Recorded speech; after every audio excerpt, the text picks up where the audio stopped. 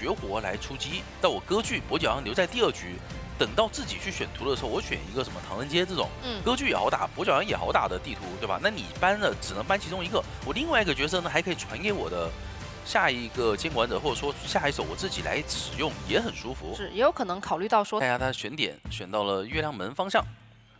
换了一下，是换到了2板一窗附近，又换回去了。这样的话，中场是一个木偶师，其实还是比较难突破木偶师的，可能会逼上木偶师的位置，看他进不进大房。如果他进大房，然后呢，他也可以继续跟进大房去进行一个。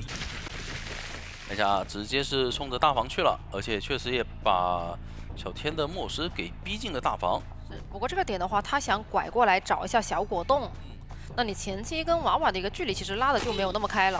先插一个树，看一下能不能判断到机械师的位置，他应该是能听到遥控的玩遥控的声音的。就是看他更偏向于是说我先处理你的遥控玩偶，还是说我去处理一下机械师本体。而且他提前种的那棵树呢，也是会让小果冻拉点，会身上拉到一个直火。看一下打完了傀儡以后，还是选择继续追小果冻。小果冻应该是把 第2个傀儡直接放下了，应该是放在了角落的附近。拉个直火，直接拉到了，非常的准啊！而且因为有前面打掉了傀儡，现在直接开了1阶。是的，而且阶师薄板其实相对来说优势没有那么大。是，在3板。看一下这个飞轮吧，这火很多啊，有一点危险了。闪现也是已经好了，直接拉飞轮顶掉了。飞轮那还是有一个实体刀，直接击倒了。没错，这一波的飞轮身位有点差了。如果说在板间 进行一个短向的飞轮，还可以再回头去卡那个板，逼出一个闪现。但是他如果说选择往外去飞轮，那还是躲不掉爱哭鬼的一个平地刀。是。看了一下拦截的位置是堵到了骑士的一个点位，但是应该会选择让木偶师过来救人。主要木偶师本身它的位置也是在油罐附近，其实离得很远。一波战术遇见技能，但是没有封到技能跟相持。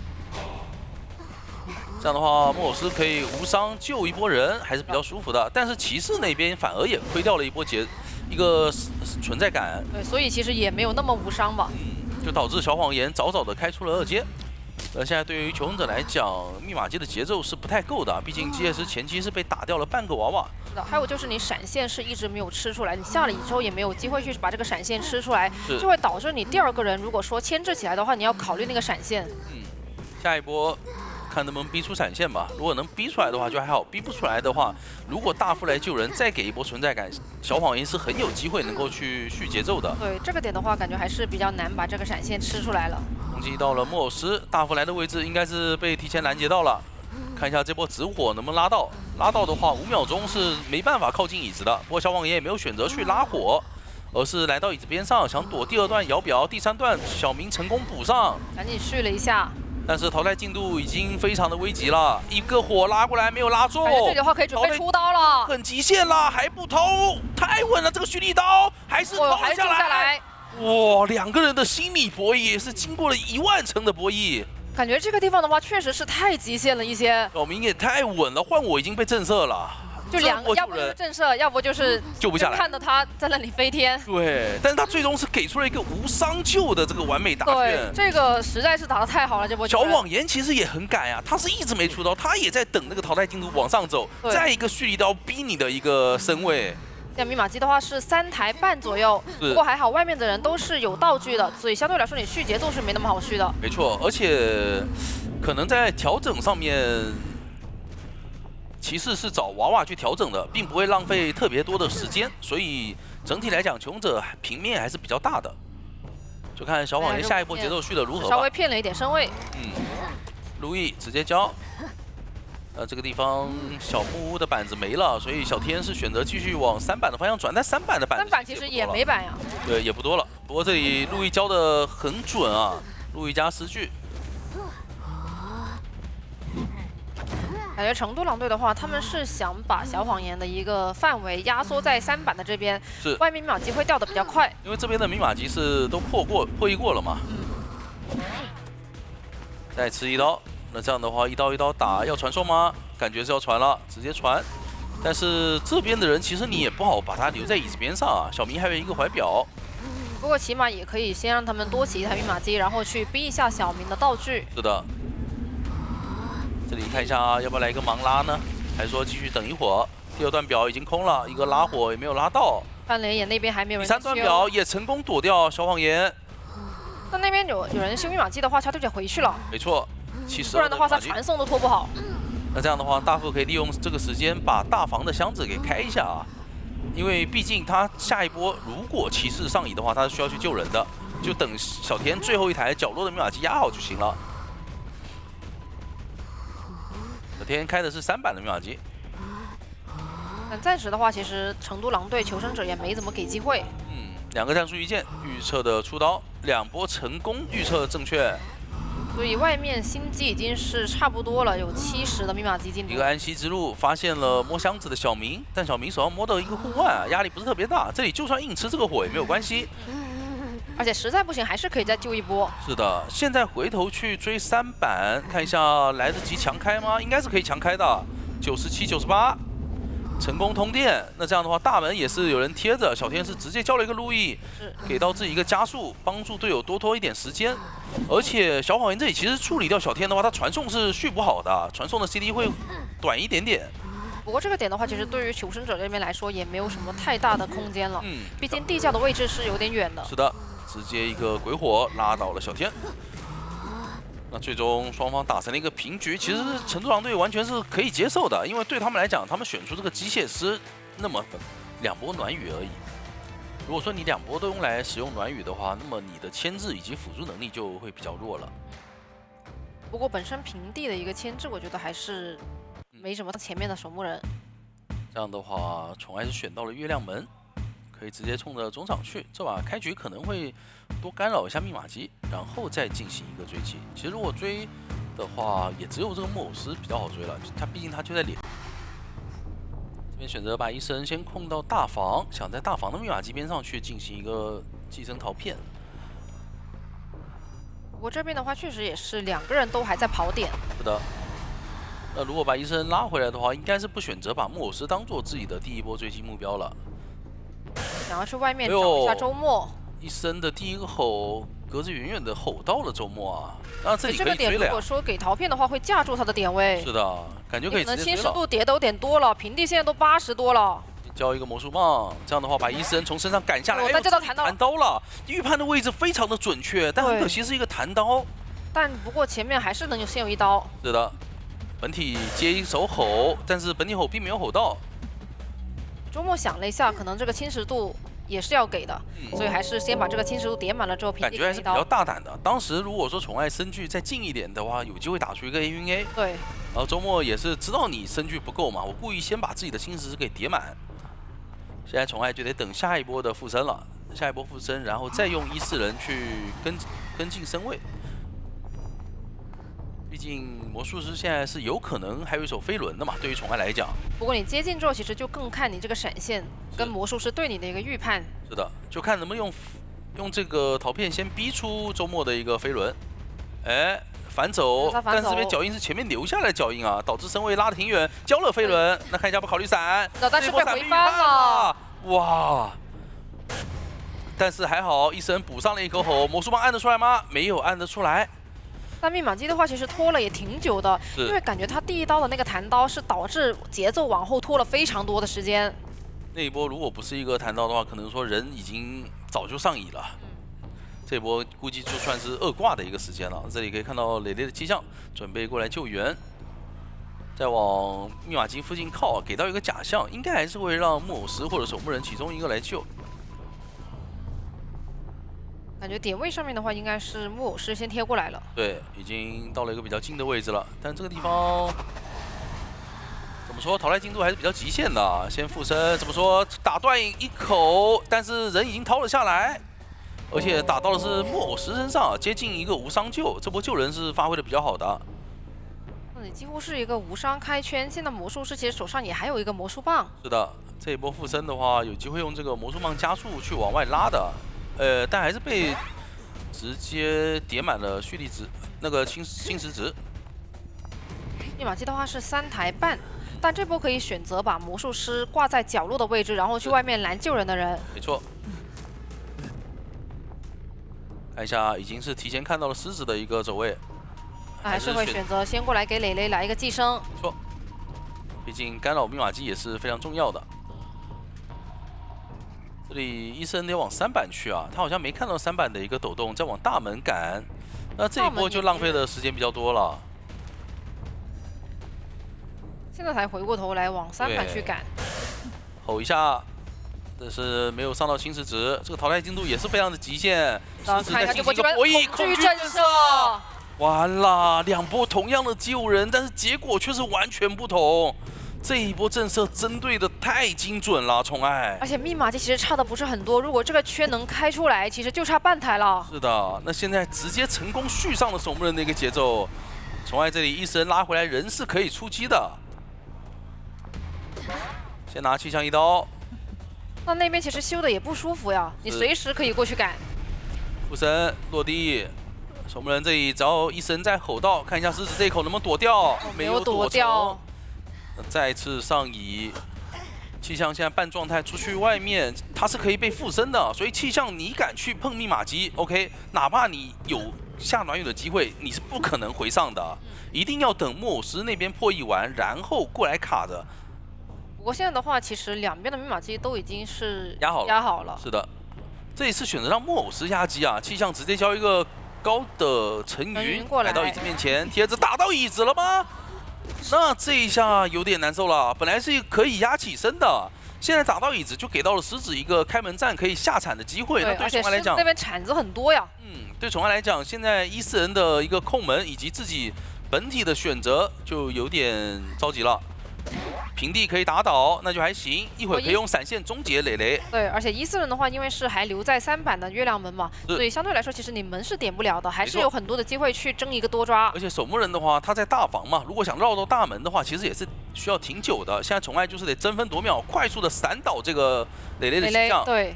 然后你闪倒的位置，因为也是在2板1窗，如果你挂上之后，其实他那边也很难过来救你，救人的一个手椅能力是很强的。是的，所以他现在只需要说平地先去击倒一个就行。没错，但是守墓人这个位置，狮子是可以下板交铲的。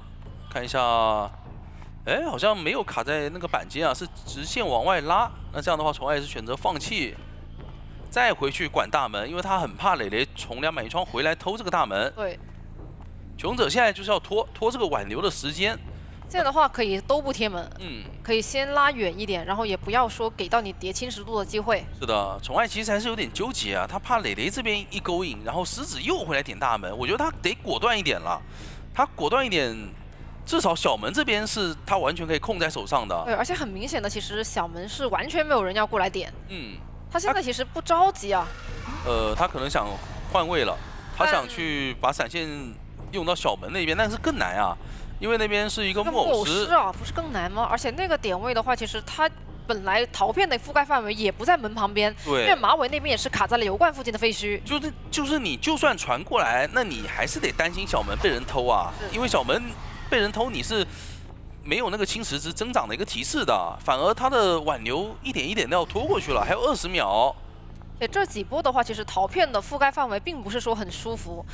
气象那边给自己一个暖雨，马上挽留时间要拖过去了。那现在宠爱只有这最后的10秒钟时间，还是选择回头吗？他们问题是他现在的身位已经是一定会被拖过这个挽留了。是，就是看你后面要怎么打，因为现在全员都是满状态。没错，尤其是你后面拖了挽留之后，木偶师更舒服了。而且可以看到气象那边在翻道具啊，看一下是什么。可惜了，是一个镇静剂，并不能替开门战起到很好的效果。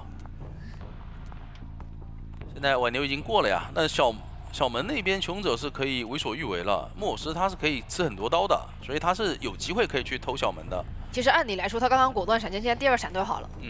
是。这不是就有多抓面了吗？这里直接传了回来，但是你现在已经没有闪现打倒人的资本了呀。你到最后还是得去交这个闪现，还是得追这个气象。而且现在的话，反而是给到他们去争多的机会了。对。因为你现在挽留已经被拖没了，你就算是闪现，你也没有办法闪现直接把他带走。强行传了过来，把1-4人控在大门，但是现在的压迫感就很小了。你平地去追这个木偶师，甚至连路易都不一定能逼得出来。然后你开门战只能看着这个能吃很多刀的木偶师在地窖边上牵制你。边再过来看了一眼。是。对于求生者来讲，他们还是非常的稳啊。大门那边暂时也没有选择进行一个点门。这样的话，中场必须卡一个人啊，就是找机会去偷小门的那个陶片了。这样的话，逼宠爱把大门的医生给拉回小门。对，直接传送落地。气还有一象个飞轮，能吼到吗？直接先交闪。但是飞轮也点出来了。是的，那小门那边已经开始点门了。这一波医生就算吼到，对于宠爱来讲，应该也是一个平局了。本体先吼。但这把棋的话，其实本不该是个平局啊。是的。我觉得平局对于宠爱来说还是挺可惜的，因为这把其实前期的节奏跟上一局很像，但上一局的分别是在于能够去调整一下状态吧。JW 这个阵容其实是很不错的一个阵容啊，就如果说能够打出配合或者说联动，那么监管者压力会比较大，因为古董商他也是可以在这个地图去进行一个 OB 的嘛。就比较经典的，像木家就没有办法利用墓地的那个高墙来一次悬停的喷射背包，而且你可能相对来说你就没有办法在墓地继续牵制了嘛，得往外转。是。这样的话，你可能第一波想要利用电车的一个时间也比较难。没错。这样转到独栋的话，其实可以直接从墓地出来，那果然是要冲着周末的飞行家去了。两边都提前拉走了。哎，是想回头绕了一下，对，但是这边2楼下其实是没有机子的，然后2楼上也没有，他这一波绕过来的话，没有可以拉近身位的人。是的，而且爆了点之后，磊磊那边也选择不上2楼了，是直接回头去甲门。这把带的是一个移形，直接追古董商的话，也不是特别好追，只能说看一下这个双惊喜能不能先上到一个惊吓标记，第2下。只上到一颗白色的惊吓标记，马尾的一个走位，往下翻，那这个地方前面可以交个鱼门过窗。不过前面的话，双先来一个点刺，是的，所以是再上到了一个粘土。哎呦，飞轮，那这一波的双惊喜可以规避掉，还不错。前面的长板应该是不太好拿刀了。选择直接交移形，但移形过来的话，其实这个方向并不是特别好去上下一步的刀啊。对，因为这个长板你总归还是需要去慢慢的把它给处理掉的。拉队员前面是给到了一波捡 CD， 哎呦，马尾第2段双惊喜想上双球，但是马尾没有走板，最后一个点刺也没有打出止戈效果。不过整体的话，其实也是牵制到2台多了。对，但脸上这里的话是有一个地下室的。想打一个隔板球也是没有上到，2块板一下，对宠爱来讲只能一个空中飞人跳过去。但这个位置的话也打不到呀，放的不是特别好啊。终于是上到了2个，但现在还差一个。是的，感觉两边前期的这个追击，一边是也没打到止戈，另一边也没上到惊吓标记。虽然说马尾也有一定的失误，对吧？但是他2波点刺没打出止戈，也算是成功击退了，让你没有。那个身位可以快速的贴近我，所以总归来讲还是宠爱的双惊喜失误的更多一点。如果打到地下室的话，倒是也可以弥补一些节奏。我直接被排到位置，那应该要用2个背包直接飞到地下室门口了。第2段背包也是好的，能救，因为毕竟是没有第2个双惊喜可以去压了。然后去摊一下飞行家，因为飞行家的话其实就差一个惊吓标记。是的，但是周末的走位走得非常好啊，还在扭，2个人都冲出了地下室。宠爱这一波是赔了夫人又折兵，还能活。对，对于马尾来讲，他能拖出这个化险为夷以外的时间，就在预判你的空中飞人了。你敢跳，我直接翻。上一个双球，翻的有点小慢了一点。是的，但是他也是拖过了化险为夷之外的时间的。这波你就算挂地下室，我还有一个满状态佣兵可以随意的进出。那我现在换位的话，让佣兵过来救就行，把这个化险为夷开出来。因为佣兵的话，前面还是修了一点遗产留给飞行家的。是的，这个结局来看，狮子这一波救人，交2个护腕应该还是比较稳的。再交一个护腕，而且是拉队员帮忙捡了一个 CD 啊，所以2个护腕直接弹。那来到椅子面前，你是真毫无办法了。我还能再拖一会儿，只要能救下来就行。我就硬吃你2刀，对吧？那你这救下来，边古董商只要找到一个板子或者去卡那个墓地长桩都可以的。对他只需要说救下来，然后稳定把这个化险为夷开出来就行了。然后趁这个时间他自己可以去准备贴门了。是他为什么不去卡那个长窗呢？因为他卡在墓地里面，这样的话离椅子是最远的。我就算在这里被你秒了，你挂我还要一个10来秒。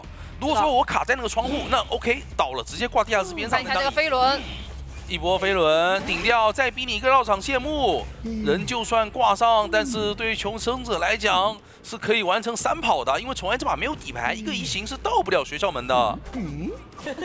门的话其实已经马上就要开了。GW 今天的一个状态是非常的好啊。行过去，但上一局的话其实也有点来不太及了。是的，上一局一个强势保平，第2局直接完成了3跑。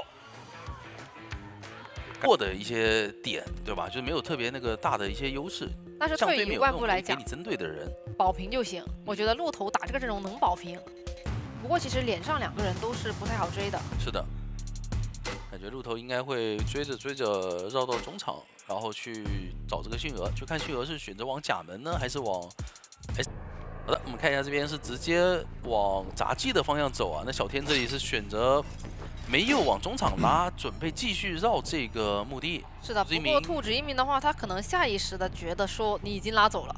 也没有，他有可能是不想追，反正放个夹子我就走了。他的目标放个夹子，我觉得也可以。对，试一下吧。还是想尝试追这个幸运儿。对，感觉目标是比较明确的。幸运儿如果放在外面的话更危险。前面第1次钩子是用来赶路了，这里翻的也没什么问题，只要不是个慢翻就不会有太大的危险。我前面的话可以再布一个夹。这夹子应该是踩掉了以后布了。第2个钩子好了，看一下这一波钩子的追击有没有机会直接勾到。感觉这里是有机会了。但小果冻翻的是一个香水啊，就实在不行你就勾隔壁的一个建筑物就行。用飞轮顶掉这个钩，这里没有选择出刀，一个蓄力刀有机会，哦没有出，看一下，先布个夹子，然后往前逼，那这里可能要交钩了。那你平地没拿到那一刀，我觉得是亏的。是，平地先拿1刀。小果冻也是利用这个反弹继续往墓地里面拉，移形门贴的可以贴到是墓地内侧，而且前面的话其实就已经有钩子了，没飞轮的情况之下，我觉得还是比较难去。杂技想过来交球，回身被兔子一鸣给发现了，先给上1刀，那很赚啊。只不过墓地的板区很多，兔子一鸣还是得一块一块的去踩掉。不过也算可以接受吧，毕竟你也是多拿了一个存在感。是的。但是身位拉近以后，还是得继续踩板啊！而且他这个交钩反而是让小果冻有牵制的空间了。没错，帮忙给上一个白球，那只能被迫换追杂技了。杂技这个位置比较差，一个飞轮先进板，钩子马上就要好了。成功的把幸运儿给保出去了。我觉得这也是狼队他们想要的一个结果，因为幸运儿在外面它的一个效果会比杂技在外面好多了。那你现在钩子又进入到 CD 了，其实杂技还是可以去交一个土球。没错，然后再给你绕一些板区。从目前的一个追击节奏来讲，已经是非常危险了。勇者密码机已经很多了，现在都已经3台半要4台了，其实还没有拿到刀。这里交出了跳球，但还是被打倒了。外面那台密码机就是墓地外的那台，你就算挂外面也管不到了，马上就要开了。是的，佣兵是提前过来补了杂技的这台遗产，这里有一个地下室，但是也没打算挂下去。上乙的时候已经4台密码机了，这个节奏来讲，对于 GW 来说不是个好消息。是，小果冻那边也是把自己的状态先调慢了。然后还可以多一个机械傀儡去贴门。他其实也是知道小明从哪边过来，对，选择直接出钩，再拿1刀。前面好像是有人过来帮忙支援了呀，应该是怕防止佣兵救不下来，提前过来支援。这波没什么问题，因为确实密码机比较多嘛。而且如果空军来这里给点压力的话，小天不一定有机会再次上挂了。施瓦器已经贴了过来。密码机差半台，对，看一下怎么找机会。但这边的话应该是已经看到脚印了。不太考虑这个时候去拿枪压迫，是的，想要等压满的时候。压满的话，交一枪稳稳救下来嘛，还有一定的牵制空间。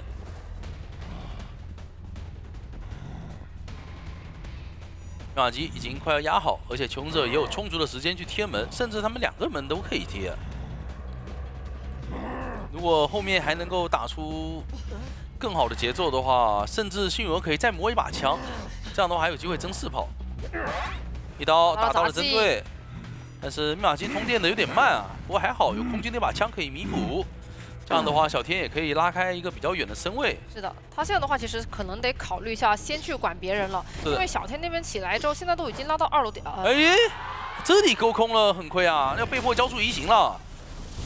一个移形拉到了中场，这样的话佣兵可以回去点墓地门。地窖的位置我们看一下，就在甲门方向啊。那门的话啊，这也空了吗？这也能空2次。地窖上面还有一个飞轮，这里要骗兔子一鸣出刀。没有，他骗兔子一鸣出刀。哎呦，很可惜，这波飞轮如果顶掉的话，是很有机会能够跳进这个地窖的。对，而且他其实有飞轮的话，你放夹他也可以冲。是选用2次。对宠爱来讲，这一把至少是要一个平局啊。平局的话就加赛。然后，如果两边谁获胜就是获胜。是的，把握上这张地图的发挥空间还是挺大的，因为平地比较多嘛，藤蔓没有那么容易被躲过去。而且他开宠爱选择在右边，他赌这个信鹅会在中场，他想直接进入开追节奏，但信鹅没有在中场。而且本身的话，其实选中场这个点，你就算选在了右边，其实我觉得前期还是有一些拉点空间的。前期的话就绕着那个窗嘛，绕着那个窗跑。这点先来一波自然交易，吸了一个藤蔓，还是选择往木屋去。周末是完全没有拉底啊，就在小木屋开始进行一个破译，那要很快的进入一个追击节奏了。看一下许愿的道具是一个护腕，那第一个护腕要直接被逼出来了。哎，这个点你都不太好交啊。对，护腕被打断了，不是你凭什么不拉点啊？你凭什么在小木屋破译啊？而且刚刚也说到了，其实它是能够破解一些红教堂长模型的地形的。对，它那个地方直接开门进来，你拿它一点办法没有。而且那个护腕你那波选择交的话是交不出来的。是的。他只有一个选择，就是弹墙直接出门，但他对于自己的护腕熟练度又不自信，他怕卡门，一个预判碎石，这速抓直接达到48秒，有点快了。其实我觉得星河你在这个位置你是没法破译的，你第一时间你要么往小推，他不追你 ，OK， 你在小推翻箱子直接破译。他要是追你的话，那么你可以考虑去转这个大房，你是不可能在小木屋这个地方进行破译的。有点太理所当然了。那现在一看，外面3台机都还在抖。是的，宠爱也是提前往外拉，看一下能不能打一波拦截。3台密码机全在抖，凶者也是准备放弃这个驯鹅了。那宠爱就不请自来，开了个门进来看看。是的，那你这样子的话，其实就有人必须得贴过来了。对，因为你小推的人不动的话，你中场这个人是没法破译的，那一定是逼你来个人出动的，那就先修外面的嘛，一会儿再修中间的。我狮子那边已经靠了过来，看一下宠爱的这波手椅吧。因为杂货商其实也是有一个比较强的手椅能力的。是。哎，一波盲出刀，打出了大副的一个斯乐园状态，再震了一下一个碎石买卖，直接击中了大副。前面的话其实也有个闪现，还加一个开门。没错，哎呦，他目前的几波碎石买卖全部都击中了。前面封了一下地面，再交一个碎石，不过能吃闪，可以成功逼出了闪现。但穷者的密码机呢，也是接近了3台。对于宠爱来讲，赶紧去续下一波节奏。大副那边已经在治疗了，吃出了一个闪现的话，对穷者来说是好事啊。宠爱没办法立刻去续下一波节奏了。开一个门往墓地的方向排。如果能逮到这个火灾的话，不过宠爱往里面排了。是的。而如果从外面往里面绕的话，其实2个人都会被架住。看一下，能远远的看到吗？好像并没有看到。看到小木的密码机在抖，前面已经有脚印了。要是看到了狮子，哎，他应该是没看到吗？还是没看到火灾？那追大副的话也有机会，虽然他是有道具的，但是他的状态毕竟不是全满，逼掉了一个表，然后不太想要去追击了，想换。标出藤湾，再赶往小木屋。其实挂飞第一个人的时间还是比较偏早一些的。是的。但马尾这边手上隐喻是在的，又有一个飞轮，藤湾直接跟，能跟上吗？板子已经下掉。那还得先。是的，而且一个碎石买卖也没有挣到。就看马尾这一波牵制能拖多久了。再开个门，直接换位。看一下预判的一个碎石，马尾直接飞轮顶，然后再下板，而且另一个板子是已经拍过了。是的，外面2台密码机其实破译的都很快啊。再一个预判，这也能躲，又顶掉了。是的，感觉宠爱这边也是有点续不上节奏。对。密码机感觉马上要压好了，在你开门的同时，又一个隐喻的换位，把你的开门都给打断了。就这2块板子感觉已经玩了很久了。是。这个地方重金之托，给上自己一个攻击距离。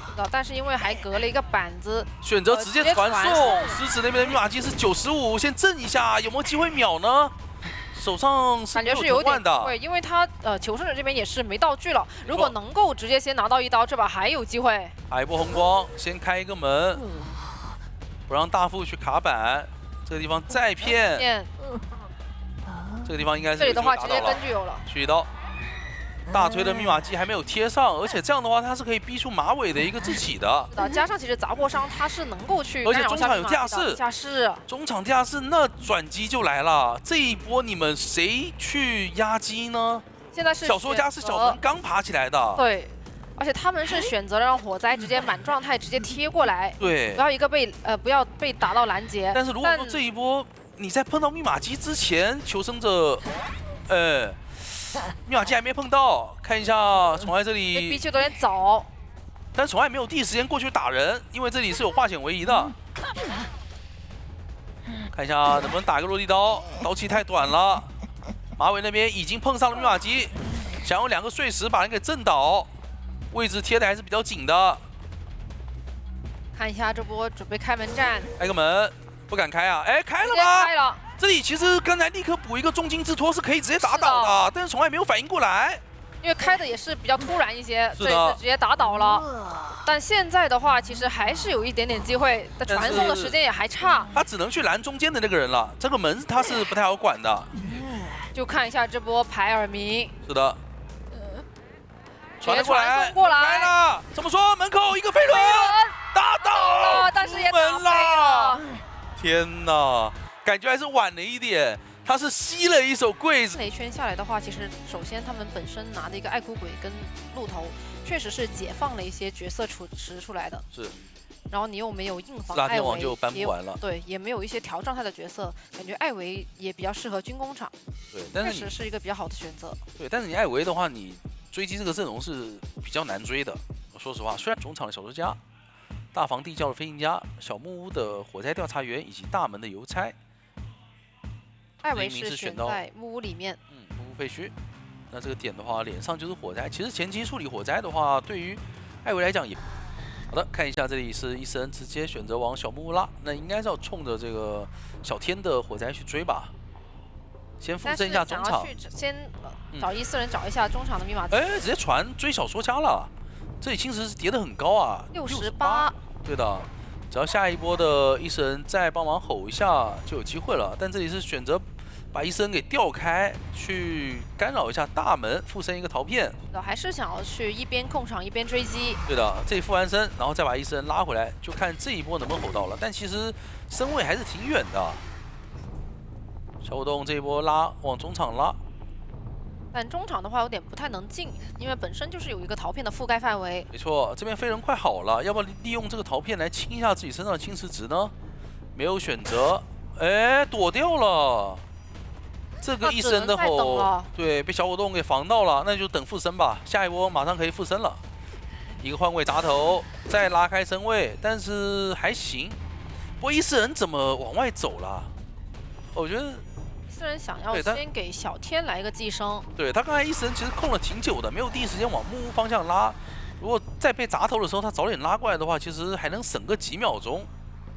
那现在的话，其实闪开的节奏也有点慢了。本体再吼一下，看一下。到了一个飞轮，那能够先平地拿一刀。没错，那这一波还是兔子英明比较赚啊，因为他这里把小果冻的飞轮给骗出来了。下一波医生只要吼到的话，说不定还能省闪。先往前跟，不过也不要说太省吧，看一下有没有机会省，没有的话就直接交。是的，本体直接吼到。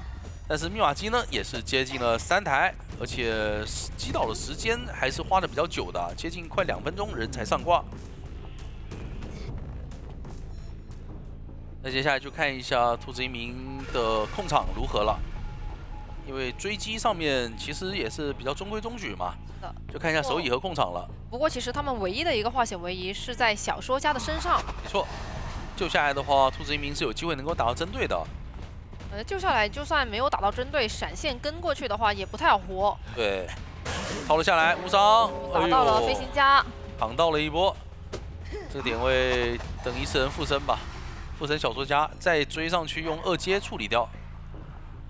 这样的话也没法拖太久的时间。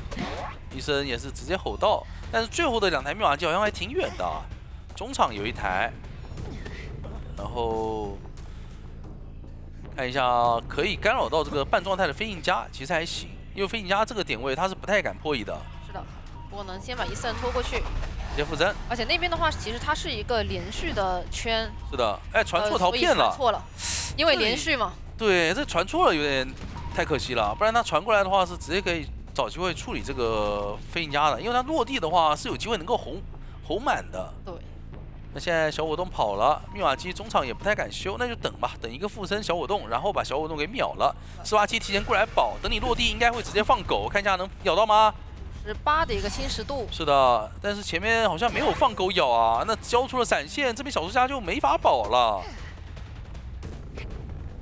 这地方挂上人家的话还在中场，那这样的话可以把伊斯人先调到中场去，然后压住你。而且飞行家也可以附身。落地，医生的吼没有躲掉。那现在对于熊仔来讲，最后1台应该是修不了了，必须要去开台新的。是这样的话，你谁来碰中场，我一定是传回去打你一刀的。不过还好，他们本身的一个道具也是比较多，而且飞行家这几波都是捏着没有把飞行器交出来的。没错。那对于兔子一鸣来讲，就拖嘛，慢慢拖，拖我的一个闪现，拖我的一个2阶技能。勇者得赶紧去开新机了，不然的话时间上面可能会吃不消了。因为艾维本身他拖时间就是一个非常强势的角色，所以你还要把开门战的一个时间都铺垫进去。对，现在的话其实还没有开始打开门战，时间已经是4分多钟，是的，机也压不好。这里是选择放一个气囊，这样没放好啊，被附身到了，拿一刀，然后医生得赶紧调到中场，看一下中场那边好像48机在拆陶片，正在激情破译20%的密码机，有没有机会抢开？感觉是不太够抢开的，90多，90多了。这波抢开的风险是有没有 AVA 的机会？看一下50多，还行。18机也是提前撤离，那3个人全残了，要强抢吗？99，能成吗？开了，差一点没打到这一刀。哇，对兔子一鸣来讲非常的可惜啊！对他这个加速跌下来的话，好可惜。是，其实本来如果你手上有人的话，这把是冲着一个多抓去的。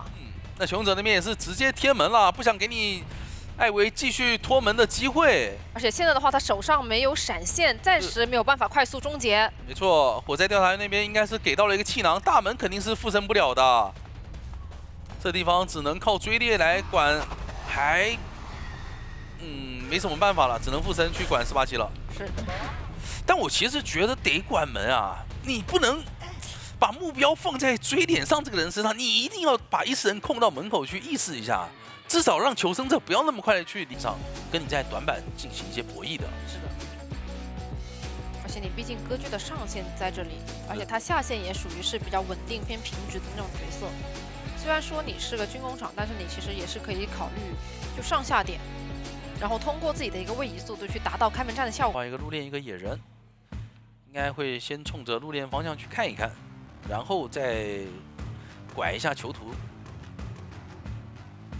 毕竟囚徒的距离不算远，他可以尝试看看路链师那边追的时候。直接冲着大房地窖点走。要不要去拐囚徒的位置呢？如果你追路链的话，它是一定会自动反身一波的。但是宠爱可能想着，你反身以后，我是有可能利用这个时间去外面踢一脚。哎，但这个地方。 对，而且他一开始因为想先拉点，所以没有直接把灵柩放出来。没有放在大房地窖点。对，那你这样子的话，你放灵柩的那个时间把板子拍了，那不就是给自己一条死路吗？是的，他其实不太应该提前下那个板的，下那个板的话，你导致自己不太敢翻，变成了一个白给一刀的这么一个情况。对，一刀拿的有点快，就算补上自己反胜的时间，感觉这把的节奏都……哎，一波原地暂定是骗到了宠爱的回数，那这里可能要逼出一个闪现了。啊，这把带失常了。哦，对，也没办法，只能说先继续追一下。 那继续追的话，马尾因为没有飞轮，所以前面的这个窗再翻一手，窗台没好，直接打出一个恐惧震慑。而且这把的话，因为你野人本身的点位是比较远，是，然后灵柩又在附近，所以你不管反不反都有点难受。但我觉得得反，因为你不反的话，他一定出去踢一脚。是的。所以你干脆就挂上以后自己反，让宠爱这边时常闷在手上，没法出去踢。 看下宠爱的选择，还是选择要去中场。中场是周末的囚徒，应该会过来打断的。他得过来打断，得过来打断一手。对的。但是也还是。然后再回溯，还是被踢掉了。但这样的话，马尾能不能来一波精彩的反走？好像没有成功。是的。这个位置仍然被逮到，而且中场的密码机被踹了以后。 宠爱对于节奏的掌控就更加一分，因为路练师这里其实是比较难牵制的，他那个天赋只有双弹，在1分49秒的时候啊，是一波2挂的节奏，而且中场的这个密码机开不了，他说不定一会儿这里路练师挂飞以后，他还有机会可以再去干扰一下，因为囚徒你现在也得放手，你不一定敢直接破译的。加上这一波他出来的话，是同时赶到密码机跟过来救人的人的。是的。 是这边野人已经贴了过来，蓄力刀先开一个2阶，然后让野人再帮忙拖一会儿入殓的淘汰进度。但入殓那波下来之后，其实他的一个身位也是不太好进大房了，是只能说倒远一点。对，往大房方向倒得更远一些了。宠爱这里把人挂飞，可以再到中场再踹一脚的 ，CD 应该是刚好能够赶上。 所以野人这一段时间呢，得赶紧去抢中场，让囚徒从外面去把中场这台给传开。我觉得这样是一个比较好的密码机分配。不过中场的话，其实差的也是比较多的。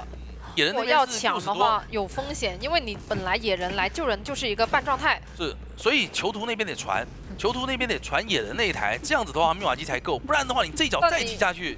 就非常难受了。是的，但是你那波加上传的时间，其实野人那边半状态本来你如果硬要抢的话，其实也是有风险的。宠爱这边是选择了去找一下沙包里面，对他选择到了沙包这里来追这个囚徒。那中场那台是可以开掉的，沙包里面应该是一台40多的一个密码机。对，反而是领到一些机会了。可以先拿一刀。看一下周末的一个转点，再往小木屋转，前面可以。 通过这个长窗稍微卡一下，那这样的话就倒的离遗产比较远了。隔窗刀也并没有拿到，而且手上是没有回溯。但周末这一波转点又回到了自己遗产边上吗？能感觉是那台密码机应该是要放弃了。起对，应该是要放弃了。放弃这台密码机，一个回溯，短板博弈有了吗？一个快翻再翻过去。 选择了起修大房的那台密码机。是的，宠爱这边选择不挂人了，他要拖时间，他让你大房的密码机不能开，然后把你人逼走以后再回溯来管沙包那一侧。他虽然刚才路过沙包有一个耳鸣，但是他没法管，他必须让求生者密码机开的慢点再慢点。是的，他甚至的话现在可以选择把大房的那台再去踹一脚都行。是这一波。 野人上猪了 ，OK， 你一会敢下猪来修吗？不敢的，我手上有时长，我是可以直接传送去命中你野人的。是，而且因为你囚徒倒在的是靠近月亮门的这一侧嘛，其实你外面那台机是可以很放心的去踹一脚，然后我再过来压住你这台近点的密码机，然后把人挂离远离这个沙包的那台，那么他就是要准备传送了。这样的话，你救下来以后，你2个人没法第一时间去破译沙包的密码机。是，所以宠爱这一波看一下要不要出击呢？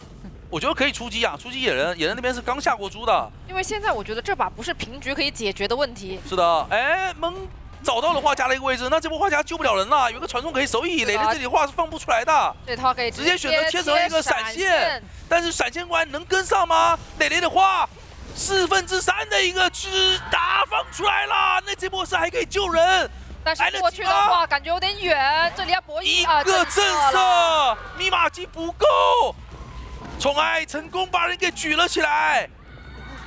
能够挂到脸上的椅子。是的，这一波上椅以后，他的排人排的太精准了，那这把要奔着4抓去了。就打到那个中后期的时候，其实真的不是你平局可以解决的了。是，那这个点位再往大房赶，看一下能不能排到狮子的野人。从时间上来说，已经是没有办法了，所以穷者这里但好像也没有什么比分上面其他也没有比分对办法了。囚徒那边挂飞他就没有办法了，因为他时间被拖过去，穷者只能考虑去3跑。那这一个蓄力刀，看一下野人的一个走位，再拿一刀。而且你画家那边野人也是救不了的嘛。这里只能再慢慢拖了，拖到野人的一个骑行时间结束。最后的一个冲刺，画家的话现在是快飞了，但是他也是撑不到。蓄力刀成功打倒了野人，那最终宠爱也是在加赛的时间段完成了一把4抓。让我们恭喜成都狼队获得了本场比赛的胜利。今天的话，其实每一局感觉打的都是起起落落的。看到这边选取率的话也是5次，然后胜率是达到了20%。这里可能低一些啊，但是基本上不丢分吧。看一下吧，因为那我就起绝咒术了，你觉得呢？有可能。守墓人得注意啊，喧嚣转守墓人也转的挺快的。对，这图太小了。我觉得在这个位置就是因为想保护一下守墓。好，看一下这边起追的话，还是想找咒术，但我觉得解决咒术的话也比较好，因为后期的话咒术我觉得干扰喧嚣还是有一定影响力的。但是目光好像一直看着守墓，能找到吗？他可能想守墓给不给机会嘛？你给机会我就换，你不给机会都起绝咒术。反正你提前拉点，你也修不了密码机，无所谓的。对的。一个双球上道，其实还比较快的。哎，等一下，守墓人在旁边在连上了，但是应该是不会去换。因为已经上了2个惊吓标记了，所以不太可能换。哎，双惊喜没好。对的，那给到一刀。那贴近身位的话，这个猴感觉得交了。咒像已经有3层了，可以看情况交。没有3层，他没有选择往2楼转，是还走平地的一个点位。觉得你这边账号能想起，所以说2楼的位置不好限制你。他可能觉得那边有个队友，不想往那边转，往一个没有队友的地方转。对的，想单溜。猫猫这波有点扛压的，他这波牵制。双色没叠到，但是没有关系。还有一次飞轮交的有点急，监挖者很稳，我就等你。要么我沉默了之后再出刀，要么我就不出刀。你爱飞轮不飞轮，主动权在我手里面。没错，因为这波转点就是我们刚才说到的问题嘛，你没办法说转到一个很密集的板区，会限制到监管。是的，是的，是的。看一下密码机也是一个2台的一个进度啊，那守墓人过来救人。如果一个拦截震颤的话，能救下。发救了！哎呦，这波震颤好好用啊！那现在要贪，因为他有移形啊，所以你走远也不怕。双惊喜，哎，还打到一下，可以血赚，移形给省了，距离挺近的，因为双惊喜已经用完了。对的，还有空中飞人嘛？对，咒像这个距离无所谓，下波双惊喜马上就好。下一波木偶师过来再开个化险为宜。因为幸运儿在外面还有个玩偶密码机，理论上哈还是差一些。对，但进度来说还是比较快。但现在的话就看说后期要不要保，因为我觉得这波2次牵制时间是拖得有点久的。他16不够，但是26稍微补了一些节奏。就他的走位的话是并没有给到一个双经济比较好的一个命中范围。没错。还是那句话嘛，双色叠不上，追击的效率就往下面走了。对，把板子处理一下，看一下幸运儿这边是一个机械傀儡加一个护腕，那应该是没有太大的一个 OB 空间了。没错。这不叫截掏吗？哦呦，那没办法了，等于无伤了。对，还是弹了一刀，但毕竟是一个路易形态。是的，那就意味着付出了一个路易嘛，就交了1/4的状态。哎呀，其实现在对于监管来说，也是优势嘛，只是慢慢被对面扳回一点点了。倒角落吧，接受命运。这一波解决完之后，密码机可能还是有一个半台、1台多这样子的一个管控空间的。那重点是白肉手里面还有移形啊，因为前面16的节奏太差了，所以穷人现在怎么补也很难补回去。是，得要来个英雄，站出来牵制个60秒才行。而且这波愈合的一个巧妙性，直接把木偶师的状态拉满了。对，那这边一个移形过来再找木偶，但木偶一个满状态。这边看一下红汤风，但是挡到了一球，有延迟嘛？没错。没事，等他摇完，这波再给一下。再一个双击系直接击天倒。哪，双球效率太高了。对，那这一波击倒速度很舒服啊！楼上密码机，下面还是个地下室，地下室不妙了，不妙了。确实，因为这波2楼密码机得停滞。你修不完啊，你2楼密码就不给你修啊。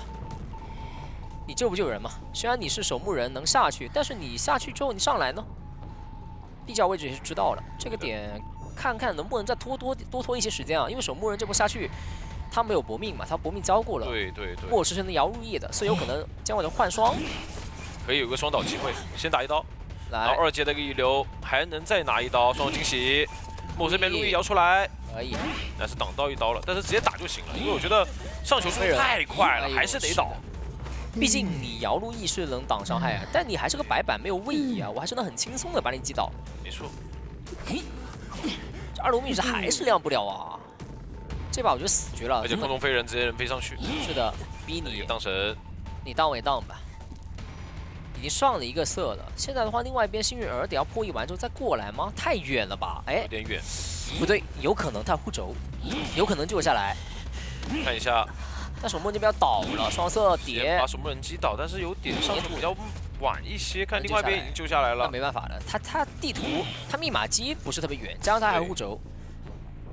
那现在击倒守墓人，双方拉开，2楼密码机怎么不可能给他点？他现在围绕这台密码机打了，就一直管着，是吧？你只要不密码机，我就去控。想移形回去把人牵回来吗？哦，他觉得有人去摸了，找到木偶师，那这样的状态的话比较危险，而且密码机只有一半，先把木偶师解决掉。木偶师这边能解决掉，我还能挂双惊。喜，是的，不够，密码差太多了，意识太好了。哎呦，这波用的很好啊，木偶师这波牵制挺好的，但密码机还差30啊，有点久了。感觉补不够，但是移形交了一个好消息，说2个人的话可能有一个跑击的机会。对，啊，这波应该是能抢开的。抢开移形交了，一人跑一边门口喽，只能这样子喽。对的，那看看监管者呢，能不能很快速的击倒其中一位求生者？因为这个时候啊，侧门还是没有人贴的，是的，他如果能第一时间把正门的人解决掉了，还有机会。但我觉得机会有点渺茫了。看神队这边有没有给机会了，因为他有飞轮，还有香水，香水上一个球的时候就可以交了。感觉双击旗交出来我就可以交香水。对。看一下，提到近点的话，应该是站到门口了吗？直接交香水。香水你看就这样回，没办法的。对，双色叠没叠到，门口再点了，那没问题了，跑一个。对监管师也能接受吧，毕竟3抓了，但可惜的点就没有4抓。是。毕竟木偶是后面溜了很久、啊，就感觉主要是那一波解决守墓人的时候给到了一定太多时间。是的。对，然后后期的话，你其实2个人抢密码机进度就非常快了。而且木偶师当时也不是说你贴过来我就直接躺地上的，对的我，牵制你很久，我诗句用的非常好，所以给 T1的人队这边给出了一个走一个的机会。是说还是比较难追击的。你会发现，你不管是骑士也好，或者说木偶师也好，对吧？这2个面对跛脚羊，我觉得他的反制能力很强。你起追我直接拆2段攻击啊，对直接当着里面拆围龙，是的一点脾气都没有的。这个的话影响也挺大。那对于佩佩来说的话，可能要不前期我去选择一个15米围龙，我直接套，不就看到了吗？对呀、有点冒险家真的有点冒险了吧？冒险家有点过于冒险了吧？这为什么？我是没看错吧？开局的距离大概50米以内对，50米就是一个半耳鸣的范围，那我直接一个围龙。好近啊！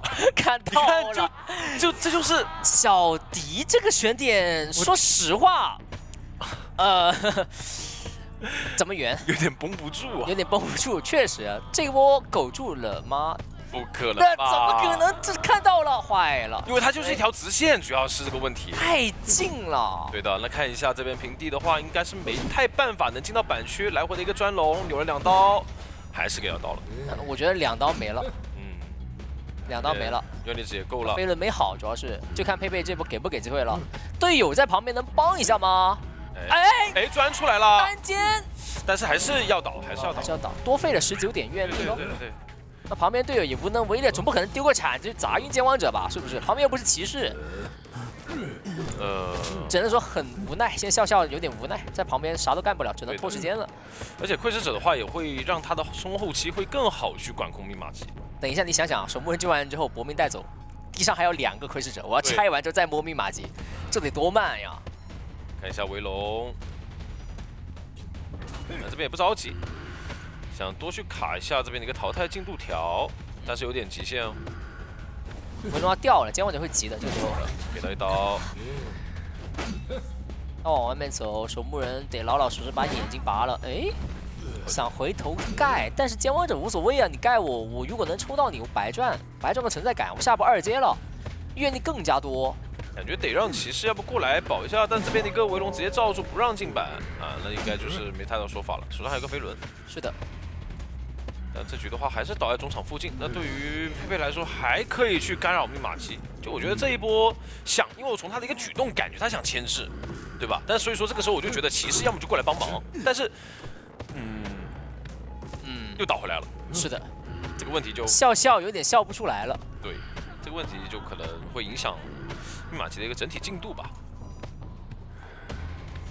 那现在看看怎么说了，这个位置搏命应该是没啥问题的。就是说多大也行吧，就等于半状态救人也可以能接受，这是木偶师的好处啊。这角色加强过一段时间了嘛，已经飞轮，但是监王这边好吧，还是绕回来了。对的，维龙持续时间非常久嘛，没办法。那这边击倒了之后，整体的状态以及密码机的量来看啊，对于佩佩来说，这局的一个机会还是真的挺大的。没事有愈合，他们确实补状态补得挺快的，补状态补得快，有愈合。这边已经可以马上要磨好一格了。那接下来就到 MRC 的一个拉扯局残局了。对。那看看 MRC 残局怎么样了。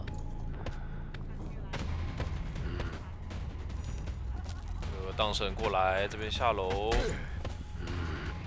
这边已经看到守墓的位置。是的，那这边偏个道具，我觉得直接莽吧。你要是这边拉一下，那边拉一下，被 MRC 拉扯起来了。对，一个落地下来没有给到位置，看一下这边进不了板，还是一个空地。套路，摇路易了，没事儿。但我觉得其实追莫武师的话，反而是让求生这边拖出了很久的一个时间。莫武师的稳定性太高了，你不可能是做到一个快速击倒的。但守墓人也高啊，骑士也高呀。这个阵容他就是兜底能力很强，献祭的队友，他后面另外3个都是可以兜底的。对的。现在一时半会倒了。对。也算是拖了1台多出来了。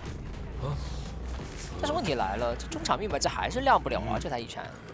而且它里面那台密码机，我是可以一手守2台的，我围了过去15米就是它。对，这个就跟我们以往的一些对局当中看的很像，就是正常对局来看的话，就是你一直会被影响到这个遗产，没错，然后就把这个地图的优势给打出来了。现在奈奈的压力很大，他不单单要救得好，还能保证他自己不倒。对，自己不倒还得保木偶师能牵制起来。他的攻击，哎呦，选错，但是飞轮。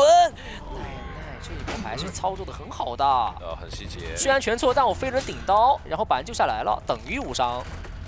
这边的话，是共鸣嘛，一定要尽可能带走了。但是其实佩佩也意识到你们要抢密码机，这个时候骑士节修新的密码机好的，他不能回来的，给压力的人只能守墓人给的。那现在是给了一些机会了。看一下，猜对一次，猜对一次了。还是拉不开，另外一边木偶师应该是起新密码机了，还是给到一刀直接击倒在遗产。那守墓人准备救援吧，木偶师那边起新的密码机，理论上刚上乙等于一台新的密码机嘛。那监王者肯定不给机会啊，这个距离好近啊，好近，真的好近。要守吗？放个窥视者，然后去排一下吧，排不到救人的人就直接找木偶师会最好。耳鸣丢了，耳鸣丢了，耳鸣丢了，可以。能排到了。那应该是确定了，在正门的方向了。对。再补上一个眼，那感觉密码机吗？不管吗？我觉得可以去管了。过半就去了吧，要不他怕。木偶师的状态他是没办法去坚持围龙上面的一个追击的。主要是兜里面有100点愿力，能忍住不去游龙的吗？有点难吧。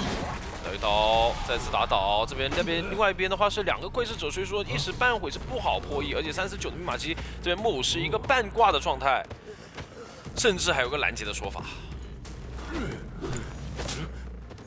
应该是能透视到是守墓人的。那所以说中场这边压尔明的一定是半状态的骑士。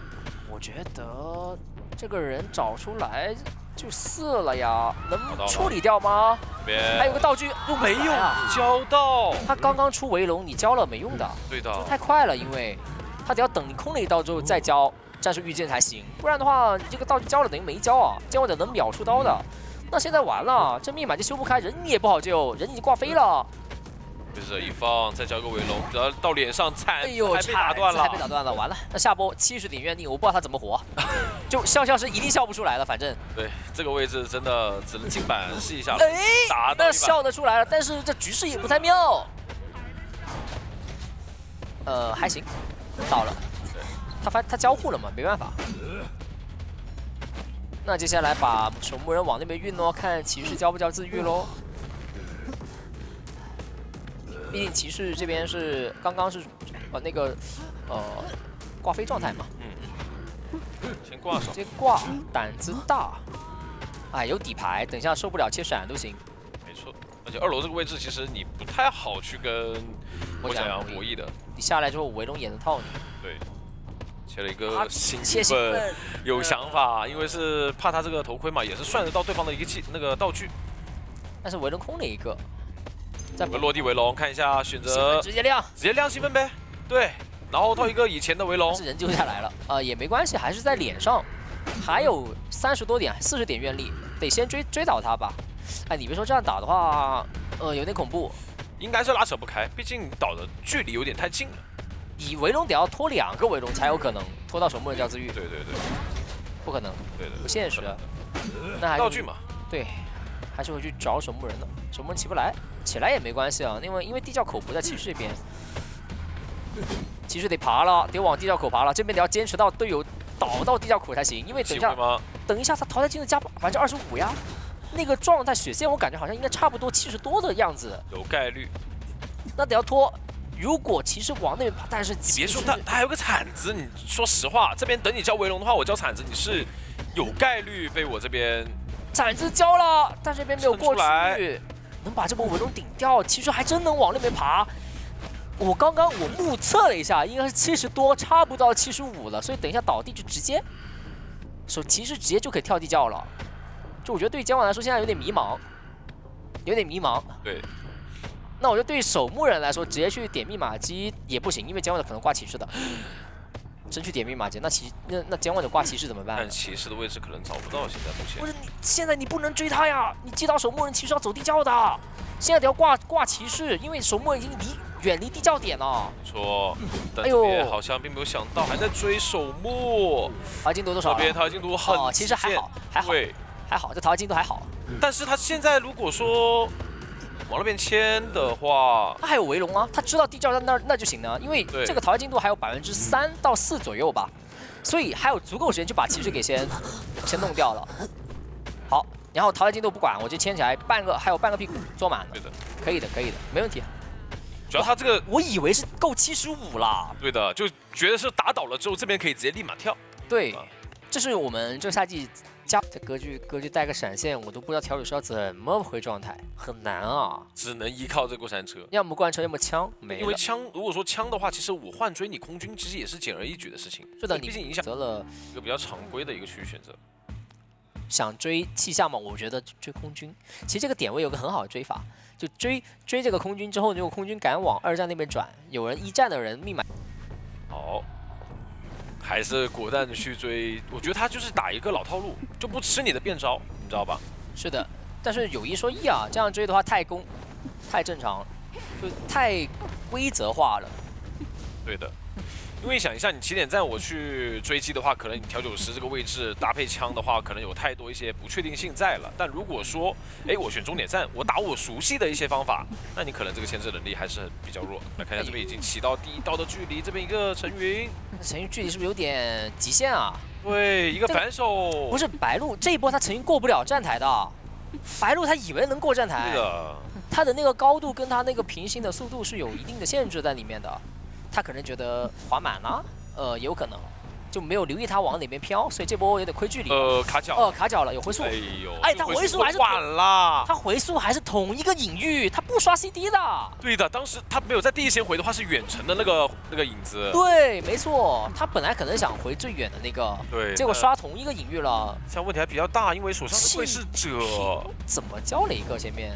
哦，应该是某个地方预判了，结果监管者没有吃，可能是。现在问题比较大，我觉得是窥视者的原因。这窥视者反而会限制到白鹿的一个击倒时间。是的，我觉得你追对引战还不如带着移形。移形的话，我觉得他躺地上了，气象已经躺地上了。那现在的话，感觉气象还能再牵制啊，他还有个层云。哎，窥视者交了，交了。这边的话，我感觉要绕开一个回速的距离，这边还能进板博。哎呦，这边还能进窗，感觉距离是够的，可以了，3台了已经。这就是我们开局说的，现在版本要6-3台很难很难，但你6到3台，你牛，对，牛，真的牛。而且这个阵容什么，就是有空军，我后期是可以硬拖的。没错。看一下这个距离，应该先让佣兵来救一波吧？好像是让空军过来救第一波吗？看一下，我觉得佣兵来救第一波会比较好，带走这个。但空军不能受伤。这波刀给的有点。亏了，他主要是贪密码机了。其实我觉得密码机开晚一点没关系。是的，密码机是够的。但现在你空军受伤了，本来你就会吃 debuff， 而且你下波谁救呢？佣兵一个人救2次吗？调柳师又不在，是不是？调柳师太远了，他最后打密码机肯定是得调柳师去那个补的。那看白鹿这边好像有想法对密码机，因为毕竟前面给了一刀，现在的话其实2个人都比较薄弱，2个眼直接放下来。他那个隐约失误了，本来想摊个道具什么的，然后插2个眼也行吧，也能接受。密码机那边差太多了，现在你下波佣兵过来救，你只能吃一刀。空军的话，你不可能过来救吧，空枪就完蛋了。哦，换位了，求婚者。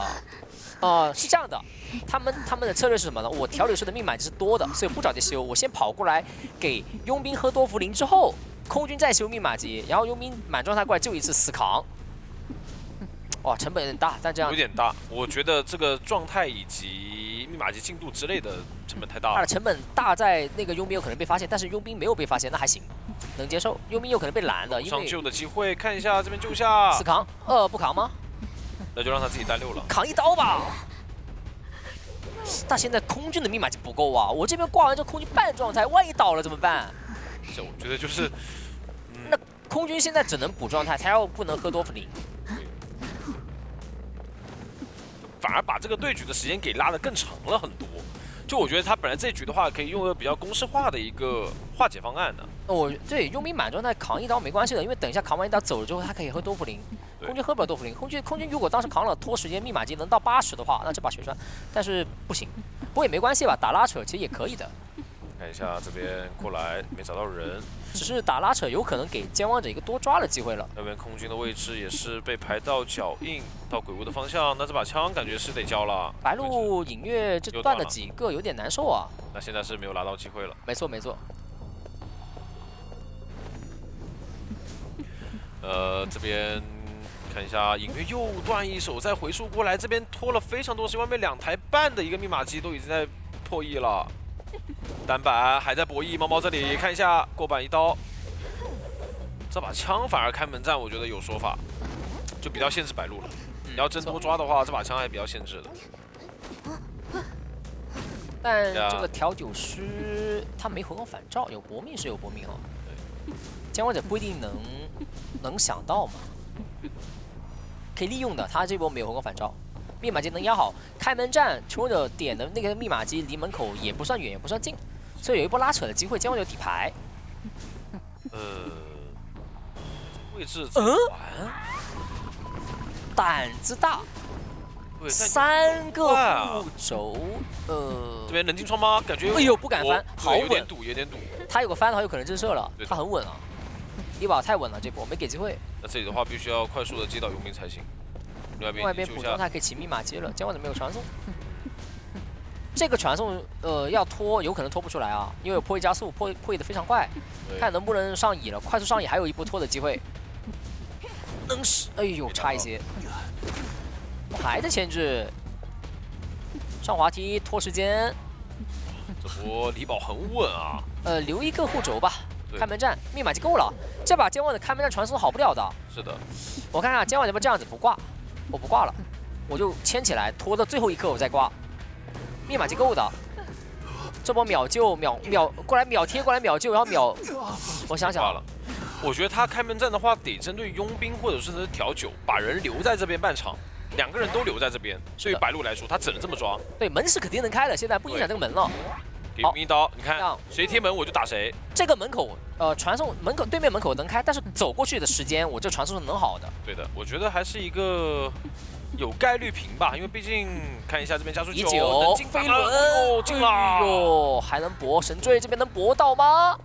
看一下这边来回的一个短板很危险，主要是引援断了，拖点时间。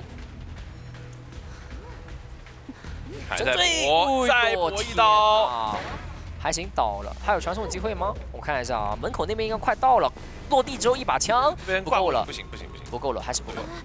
可以，神坠这波牵制了很久啊，如果他倒得更快一些的话，可能佣兵过去也需要时间的嘛。对的，就你有个半路拦截的风险。垫下来，你还要再打3个球。然后你起追的话，我觉得囚徒打喧嚣，主要是前期只要能把控好位置，我觉得是不太好追的。对，主要是跑过去需要时间，我可以拉点。重点是什么对？我连线传电，我中场可以随便传，损耗太低了没错，啊，还真是啊，对接上了，那真的是挺对接 MRC 的，是挺对对 MRC 的。找他，但这个距离就拉得很开了，没办法。马拉松还好在还在带狩猎本能呢。是贴点贴得很快的，因为狩猎本能是按1%增加移速，而喧嚣的基础移速比较高。对，那这边前面的话应该是要接个窗台，这边预判一手给到一个白球，那还不错啊。很赚。这边也是压进一下身距。啊，其实你公式化的一个上车的话，我觉得对于喧嚣来说也不担心啊，就拖时间呗。说白了，差一点啊。这个车开慢了，哇，那区别很大那了，下一有刀了，就在脸上下一有刀。就在脸上。其实这边可以双重惊喜给到。哦呦，一个延迟电，那这样子的话，双惊喜还没结束的，这边再上一个球，双惊喜坏了，躺地上了。结束了。那一地躺地上了。对对对，躺着吧。哎，除非飞轮封神，飞轮那确实，飞轮进板，神没了，神没降临，那有点小坏。大坏不对，大坏，等一下。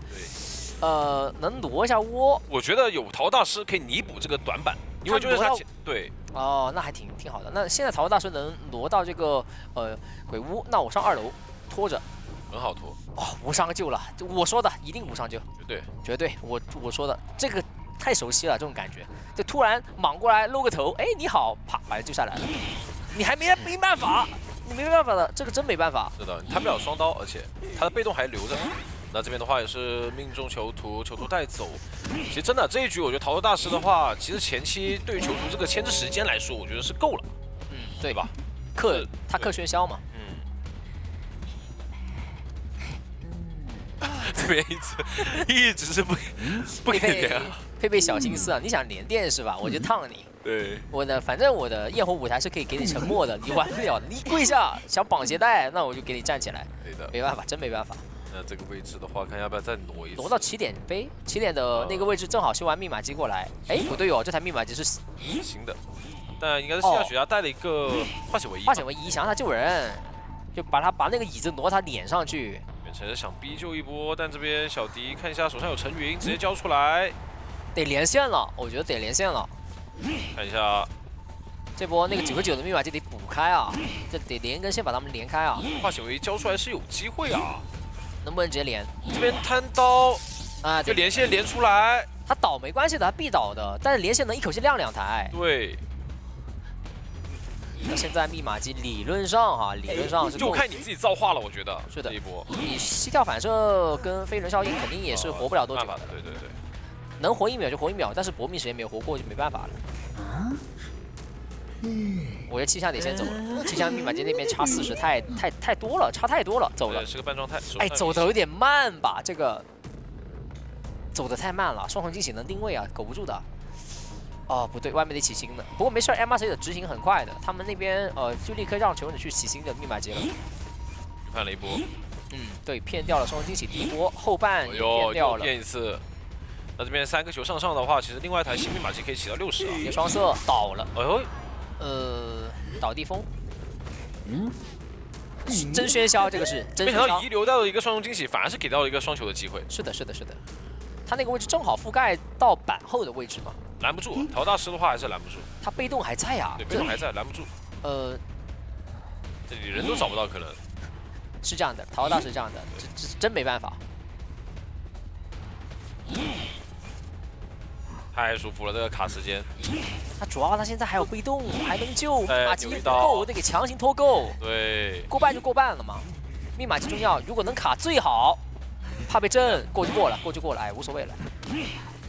那这样子的话，其实得拉开。我觉得对佩佩来说，赶紧去进行击倒陶大师的位置还是走不掉的。双龙惊喜不想交吗？我觉得得省着吧，他交双龙惊喜有真空期，真空期太久了。击倒，这边陶大师就在门口，对这边可以就差1颗球，能不能击倒？倒了。那挂上这边陶大师的位置很尴尬，走不掉啊他。对的，这边是个过半状态，陶大还得点门。这是那我觉得其实当时拉走的时候，陶大是得走。我觉得这个车其实挺可惜的。他们球员的想法就是陶大直接点起点站，然后队友坐车走，但是没想到气象在车站的那个位置倒了，没错，亏在那儿。这边他没有任何道具，其实要对，我的天哪！难抓，没办法。可以了，因为从这个开门战来看的话，其实佩佩的想法是很明确的，没错，就是我要把陶道士留在这个半场，就跟上一局其实白鹿有点像，但的一些绝活，比如说像破轮啊、小丑啊一些，我真的是可以第一局拿上来也争分的。对，其实如果说成都记这边先用梦上，他就比较适合把跛脚羊往后放一下，对，放在这个班位威胁上，对吧？因为他后手角色实在太多了，帮破轮这个点，包括还有小丑这种蜡像的话，其实对于球商来讲，封建的密码机就没有那么多，他们可以修得更快一些。对，而且这个阵容咒术师在，咒术师一般情况下他不会是一个1-6节奏，而且你看他这选点的大防嘛，所以如果他当一个2-6点的话，其实。好，我们来进入比赛画面啊，来看一下第一个被追击的谁。反正绿河上游站着一个皮皮虾，下游站着是18的幸运儿。而且的话，那边好像已经开摸了呀。已经开摸，硬摸呀。对，那怎么直接摸出来？摸出来一个负1啊。然后包裹里边，我好像目前对没有太翻过来了。不过还好又钻回去了。啊，很紧张啊，上来就直接是一把枪。第一个笼子的话是已经废掉了，先吃一个1/4伤害。我觉得如果在笼子里，这个枪就交了；如果在外边，就1/4刀，我不舍得这把枪，我就省一省，看前面能不能利用第一个道具先废掉。对。好，那这样的话再放笼子吗？是暴露了一下自己的一个技能，对。但这边是一个双板哦，咱直接拿到一个半状态。这一刀是没有放笼子的情况下平地拿刀了，对18来说有点不应该啊，就比较亏了。那这样的话，下一个龙可能一定要交枪才行。是。哎呦，这块石头，我以为他挡住了的。这块石头它是一个3角形啊。对，不过还是击倒了，是的。在开完枪之后，好像是离笼子的距离比较远，没有来得及拆这个笼子啊，导致复用了。那这一波的话，其实理想上来讲，肯定还是一个道具废掉一个龙嘛。对，就是幸运儿这波的话，只能说他这个道具，我觉得还是挺幸运的。对，那前置时长的话不算特别的够，但也还可以接受。哎，这边给自己造了一个黑龙，那导致皮皮虾也飞不出去啊！皮皮虾这边直接选择跳下来，然后往椅子的方向走。这边再放一个笼子，前面的愿力还够，应该是能扯下来的。还是能先扯下来。再看一下，不过2个人也分开了，那应该也没有机会再去打一个双刀。是，幸运儿这边的话打到一个针对，然后气象学家直接走了。应该是要自己调一下状态吗？还是要找一下队友？因为这一局的话，目前看下来，现在基本上大家都是必带的感觉。而且密码机其实是有点不太够的。对。好，那这里能看到咒术师想帮忙，对，那这一波还是非常赚的，非常赚。而且下来的话，因为愿力的原因啊，他是把笼子罩到了咒术师这边，所以愿力不够，只能打幸运儿半刀。而且这边看起来是要稍微跟一跟啊。是。因为目前他的一个愿力还是只够放一个龙，如果这个龙还是让咒术师操作一下的话，就很难受了。不过他咒术师应该是在外面，没进来啊，这是一个单挑龙。但倒了以后他就可以进来。对，咒术师在旁边已经又吸出来一层喉了。对，这一层的大个话，眼，现在愿力也不太够啊。皮皮章这把咒术师他是当一个 OB 位来玩的，2层喉。对，而且这一刀也可以给你把前面不太够的一个密码机给拖出来了。对，这个笼子能不能稍微控制一下，就是把它放在一个没有办法电到的位置啊？再给一刀，我的天哪！打了3刀，皮皮章现在是开心中带着一丝难过的感觉啊。那我觉得总的来讲还是蛮开心的。那是这几层，这4层喉来的。而且拖的时间其实也差不多了，因为本身的话，他们肯定是要大副再来套一个化险为夷的。关键也不需要他救啊。对，所以说他就相当于说，我攒了4层喉，我去修机了，后面你想续节奏的话，我是能溜的。对，钻过来直接拆笼子，哇！枯草这边博弈到了，梦幻小迷是觉得枯草是假拆，但实际对，上结果真拆拆了。对，那这样的话还能再等一等啊，也是选择了一个无伤救。看一下咒术师这波要不要去签个契约吧？忙不忙啊？现在好像不是很忙，好像走了找队友去了。而且18跟皮皮虾那边是有一个碰面啊，这边现在脸上其实人蛮多的，有一个狗脚印的说法啊，现在脚印真的很乱哦。幸运儿是不是还没红圈呢？对啊，小迷直接就因为找到了。刚刚救下来是打算打了大副一刀，所以说幸运儿是趁乱跑出去藏住了，然后这不是毁了吗？这对，除非你现在能插个眼给他照出来。不过我觉得脸上这些人都是很故意的在你脸上晃来晃去，我也是残状态，要不然你来追我吧。对，哇，这边气象学家一个强风，看能不能把这个笼子给废哎掉。呦，好亏呀！这幸运儿应该不会再出现了，是，可能再见就是开门战了。而且他自己也是很方便可以调整一下状态的。这个底牌落地，他必不可能是幸运儿的。而且很恐怖的是，最后一个化险为夷幸运儿身上是在的。对，所以说如果开门战给到他一个救人机会，还是有很大的操作空间的。坏了。我觉得对于梦幻小迷来讲，他也现在因为刚刚虽然残状态的人很多，但都不是他想追的，所以说都是耗了一些道具就走了。不过这一刀可以啊，这一刀是枯草刚摇表，当然那个摇表特效还没有消失的时候，直接被感应到了方位。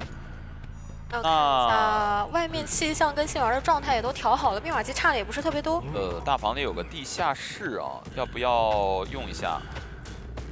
啊，挂到地下室，然后的话密码机外围是起新机了。对，大副的话还是比较耐做的。你看一下他们怎么选。我这波通缉给到了幸运儿，但是呢？但是也没招了，这台密码机反正马上就要亮了哦。对，主要是幸运儿没在修呀。对，而且他是个满状态。他要想追幸运儿，就只能移形去追，但是他这脸上密码机80多，他不敢去。那过去打一刀，这边就亮了。幸运儿这边化险为夷还能用出来。是两边的话，就算他是挂飞，有个20秒的时间，你也没有办法太好的针对。这一局求生者打得太理想化了，你看他手里3个化险为夷全有用。对，这个情况是而且很难。还有一个是已经上过2次挂的化险为夷，最后给用出来了。关键还有个崽儿好像贴门了。是的，这边之前摸过的。对，贴到篝火门了。而且这里就是我硬倒到角落，然后让你难挂嘛。其他人的话，这个门你是拦不太住的。这局要3跑了，难道说再放一个笼子过去来得及吗？好像有点跟不还差上，一点点。对，而且手里还有块表。哎呦，好像拦不住了。对的，你不管幸运儿，他还有自愈的。不过选择这样赶路的话，是不是还不如直接是底牌切了算了，对吧？你这样赶路的话太慢了。我觉得这一把最主要的还是因为中间那一波2救下来太大。对，是看到江秋这边是做了一些变动啊，换上了一个喧嚣。没有继续去打波教养。对，刚才也说了嘛，就是他的牌比梦幻小迷的选择要多，就是他的喧嚣和波教养之间可以去摇摆犹豫，对，摇摆犹豫一下。因为倒不是说梦幻小迷不会喧嚣，是因为他的选点是比较常规的这样的一个右梯形。绿河上游给到了气象，然后下游是监管者占了，然后中场给到守墓。看一下这把球上的一个化险为夷怎么带的，因为现在主流的还是需要至少2个的一个化险为夷把时间给拖出来，不然你常规去牵制的话，一个人很难做到说。好，那是看一下中场的话是陈某人。往中场溜达一下啊，反正喧嚣的话，大家都知道他不着急追，他因为他第1刀啊来的不会那么快，但是他有了第1刀，第2刀来的超快。哎，但是这陈某人这是干嘛呀？真以为自己是魔术师啊？还真是啊，他是魔术师，但是他不能真的变魔术，对，他这只是有一个魔术棒的道具。对，就是我在想，这没有必要这样骗吧？这样骗，感觉是皮革厂操作啊。就有点感觉后面上惊吓标记的速度会快一点，因对为当时还有一个高低差拦着，没等。哦呦，哎呦，这里是预判到了他江秋的位置。这个预判也好。对。那这样其实第一刀来的还是会比较快一点了。不过魔术棒 CD 又好了，把这魔术棒交出来，翻过去挡住了这个红球的袭击，把板子破掉。两个长板的话确实不太好处理，这里也是把魔术棒全都给交光了。是，飞轮的话，如果能再挡住一波伤害的话，就可以弥补第一波的失误了。对。但是 OK， 飞轮这边是提前交了，那应该是逼出了一个技能。前面的话呢是一个白球，有点难受，因为是个小短板，直接跳过来，因为也开接了。他也在等自己的空中飞人嘛。对。那我觉得陈某人其实还好，在前期直接跳下来这么大的一个失误的情况之下，后面还是稳住了的。对，我觉得还是 OK 的。道具以及飞轮交的都比较不错了。对我选手抗压能力比较强。对啊，要换我的话，我已经开始慌了，你知道吗？你恨不得时光回溯，我再回去。就一旦我的计谋没有得逞的情况之下，我会比以往慌出很多倍。但是没关系，我们职业选手有很多套方案啊。对对对，他就是 Plan A、Plan B、Plan C 这种感觉啊。那这边来看一下承载的救人，火球先粘住一下啊，然后这边诗句交一下啊，因为不让他就是交出第二段啊，看看要不要追个双倒。但是莫师还差2颗球。还差1颗球，转盘可以直接打了一个双倒，再回去找一下陈某人，一个空中飞人过来，视野里还没有出现，但是耳鸣没丢。其实再往前排的话是能够找到的。看到了陈某人，陈某人手里没有道具了，现在。对，再利用这个小房子的屋檐啊，逼迫一下。现在的话，双城惊喜也转好了，上2颗球，前面哦呦，没有什么太多牵制机会哦。对，双城惊喜这个回拉啊，直接是带走了魔术师。那刚刚的木偶的话是受到了气象学家这边的一个补状态，所以说还是能省下自己的一个自愈的。是，气象学家好呀，好呀，木偶师感谢他。来看一下南啊，这边过来救人，这个直接是从左侧从右侧溜达过来，然后绕一下地窖这边。然后接近椅子，守墓人这个救人确实喧嚣没什么脾气，只能说。对，扔在土里嘛。对，身上没有球可以直接扯，这边想摊一下，然后给1刀算了，直接找一下魔术师去。然后这把的一个目标是我先把瓶给保住，所以说还是要先淘汰的。没错，魔术身上有一个红球。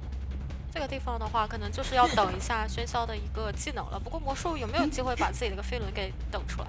魔术我觉得1秒钟的时间，费点劲啊，这个飞轮。哎，走位躲了一下，哎呀，差几秒钟。不行不行。那场上的话还差半台多的密码机，但是因为状态比较残啊，尽量还是调整一下状态。现在可能要进入到一个比较缓慢的一个时期，大家要是稳着来。对，承载这边不敢修了啊，木偶师的话还是比较怕，守墓人有铲子还可以接受。感觉江秋应该大概知道人是在这个位置的。我觉得江秋就不着急嘛，这一局的话就等对方露出破绽，看能不能多抓。现在保平是板上钉钉的。对，已经看到了。交出了路易，这波的话逃出了这个红球的围追堵截啊，给到1刀整场打了。哎呦，真是没办法呀，非常快。这喧嚣真的是到了2阶啊，拦不住啊，很难牵制了。主要他这个附带一个惊吓标记，买3送1这个点确实是有点让人难受。那看一下求生在外围是重新起了一台，进度也是比较多的。然后这边白纸看一下画上画一个云，画一个云，但是位置已经被拦住了，密码机没有压好，直接做云嘛，但是密码机有可能压不好啊，好像还是会在中段会上到一些标记，看一下能不能不掉状态。对，这边走红球的范围，白球给到1刀，拉回来，不敢扯，扯了，哇，压好的，凤西是直接躲过了这1刀，上1颗土球，再上白球削球，那密码机怎么亮？是不是还要等这个惊吓标记给清除了之后倒地再亮啊？最好等这边末世倒地以后会好一点。对，然后这样的话呢，也能让来救人的气象学家王远再走一走，对，因为这个门是不太好贴了，直接让给承载。想上2颗球，但是没有上到。前面追上玩一下这个荡绳，荡绳是提前荡过去了，那把1弦给逼了。哎，这边是有地窖的，对，江秋是不想赌这个可能性。没有关系，有挽留。哎，但是你可以对，就是你可以不走嘛，你才在这耗着，反正地窖就在前面。那这样的话，直接是带走了承载木偶师这局保平了，还是走5他把下线给兜住就可以。比分只要不再扩大，其实未来还是有机会的。这把的一个节奏就，救援员其实我感觉还是比较比较欣慰的，就是他至少是在这个讯号的释放上来讲，他告诉给到对面说，我后面下来，就算第2局换我，我仍然还是有4大天王。对，而变的角色的这个位置在啊。但这个还是有时间的，毕竟2位选手嘛，他们之间是可以互相帮助的。对，主要赛季现在也才。好的，进入比赛画面啊，歌剧演员啊，也算是仙雾梦的老朋友了，对吧？直接跑到起点站的话是白纸的幸运儿。是的，幸运儿的话呢，看看第一个包裹已经用了啊。对，主要是他没时间在这边去翻箱子，不然的话，歌剧直接从鬼板就冲过来了。弹一个互换，现在仙雾梦心里也有数了，你这个包裹用完，你现在是个白板。对。那这种情况之下，其实非常考验白纸的，因为这个点你吃一刀的话是运用不到车的，而且这个板子下了的话，你就不敢交互，不然容易震慑。非常快啊！对，飞轮的话还要等个10几秒的时间。对，幸运儿我觉得啊，其实还是用一下车，然后你的互换留着从车上下来之后，对，因为那边的话，就无论你是鬼屋方向还是人皇桥方向的话，它都这边回速倒地。飞轮还没好，没办法了。对，而且就算交了的话，这边也是一个比较空地的。对。就是说，这个牵制思路，如果说是坐车下来之后我有互换，无论是左还是右，它对于仙雾梦来讲都不是那么的好去影月。但是如果你在鬼板这边，大家的板区连成一条线，对吧？就很难限制到仙雾梦的歌剧演员的一个影月。而且主要在鬼板这边，基本上资源一用的话，你的一个牵制时间就会被压缩的。回溯回来，应该看到了南的话呢，提线腰表一个蓄力刀啊，预判要进板区，但是南的救人经验还是很足的，很难被观察到这个蓄力刀，哇！方向其实是对的，但是刀还是有点短啊。那这边应该是无伤救了，也提前拉开了，不过后面补了一刀。那幸运儿的话应该是很难26的，但是看看这波2次牵制能不能把闪现逼出来。看一下他没想牵制啊，因为他是走的大空地。对他等着36逼闪。那有没有谁摸个箱子，就是给幸运儿整点道具什么的帮忙一下呢？大副比较现实，因为你要让病患的话，他也不太好说，我救下来再让你过去。对，而且大副的怀表对于幸运儿来说非常有用。是的，但不过密码机不太够啊，所以说他们还是优先抢一下密码机了。就斗5现在他没有时间想这些花里胡哨的操作了。对，我先看抢一下机子吧。对。这边的话贴过来，往1.5站冲，然后大副那边是直接拉走了，然后陈某人的话是偷偷从鬼板往鬼屋绕，回溯过来无伤救，哎呦想先打针对，但这边卡脚了，给到一刀，幸运儿的飞轮还是没有交。那这一波是好在对于求生来讲，病患的一个状态是保住了嘛，这里想去自己摸一下能不能帮队友吧，帮队友翻个箱。如果后面需要打一下拉扯运营的话，看有一些像。有枪，对，放在这儿了。对，这样把枪摸出来的话，反正后面看样子第一个是不是许愿失败了？感觉后面应该大副病患都是有机会去用一用，而且你这一波的一个化解为时间，让他们把大副的状态给调好了。对，但是这个局面对于求生者来说啊，还是相当的劣势。现在密码机差的比较多的同时，监管者的技能没有交。而且起点站这边是个连击，就是鬼屋里跟鬼屋外的话还没有破开。是。一直是小说家跟病患在对面半场去破译啊，但是他没有用车，就是能把车留给队友去用一下，回头钓一下鱼，直接往鬼屋里边走。是只有一块怀表的大副，对，看能不能先把道具逼掉。我觉得对于仙雾梦来讲，我就先围绕这边那个密码机去打。对，把怀表逼掉没有关系，有枪了。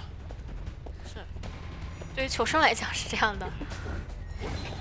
这个刀确实是很难打到啊！直接底牌交了，传送过来是陈某人。哎，陈某人这个钩子是不是失误了呀？对他交了，好短的一个钩子啊！但是好像没飞起来。对。那这样的话，可能这里就不太好去进行牵制了。但是这个车得没有关系，可以上车，可以上车就是好钩子啊。那再回去管一下大副那边。就对于仙雾梦来讲，我现在先拖住这3台密码机，并且把我的传送给拖出来嘛。哎，大副没有去找幸运儿的这个遗产吗？好像还没，还是捡到了。幸运儿遗产就在这个椅子呢。对。然后大副前面的话有把枪，仙雾梦应该也是知道的。对他也是觉得尽早给你逼出来嘛。对，但知道也没用，这边正好有一视野遮挡啊，隔着帘子就是一把枪。那现在就赶紧回去再管一下病患，因为病患现在也很危险，没有任何的道具了，而且起点站车已经开走了。对，3连击对于斗5来说是一个非常难解决的难题啊。对。回头爆点，仙雾梦直接从外围绕南，南现在的话有点他是难以逃脱呀，很有可能被绕到的，因为对于求生来讲没有视野。拐了个弯儿，来到前面双板区，这次要选择中。但是搏到了这个砸头。对，想选择这边终结到南啊，但是南这边短板博弈做得非常好。小梦也是看了一下有没有人修那个1.5战的一个密瓦机，但是要是砸头还被断影了，现在就追南也挺费劲的。现在应该是不太好牵制了。对。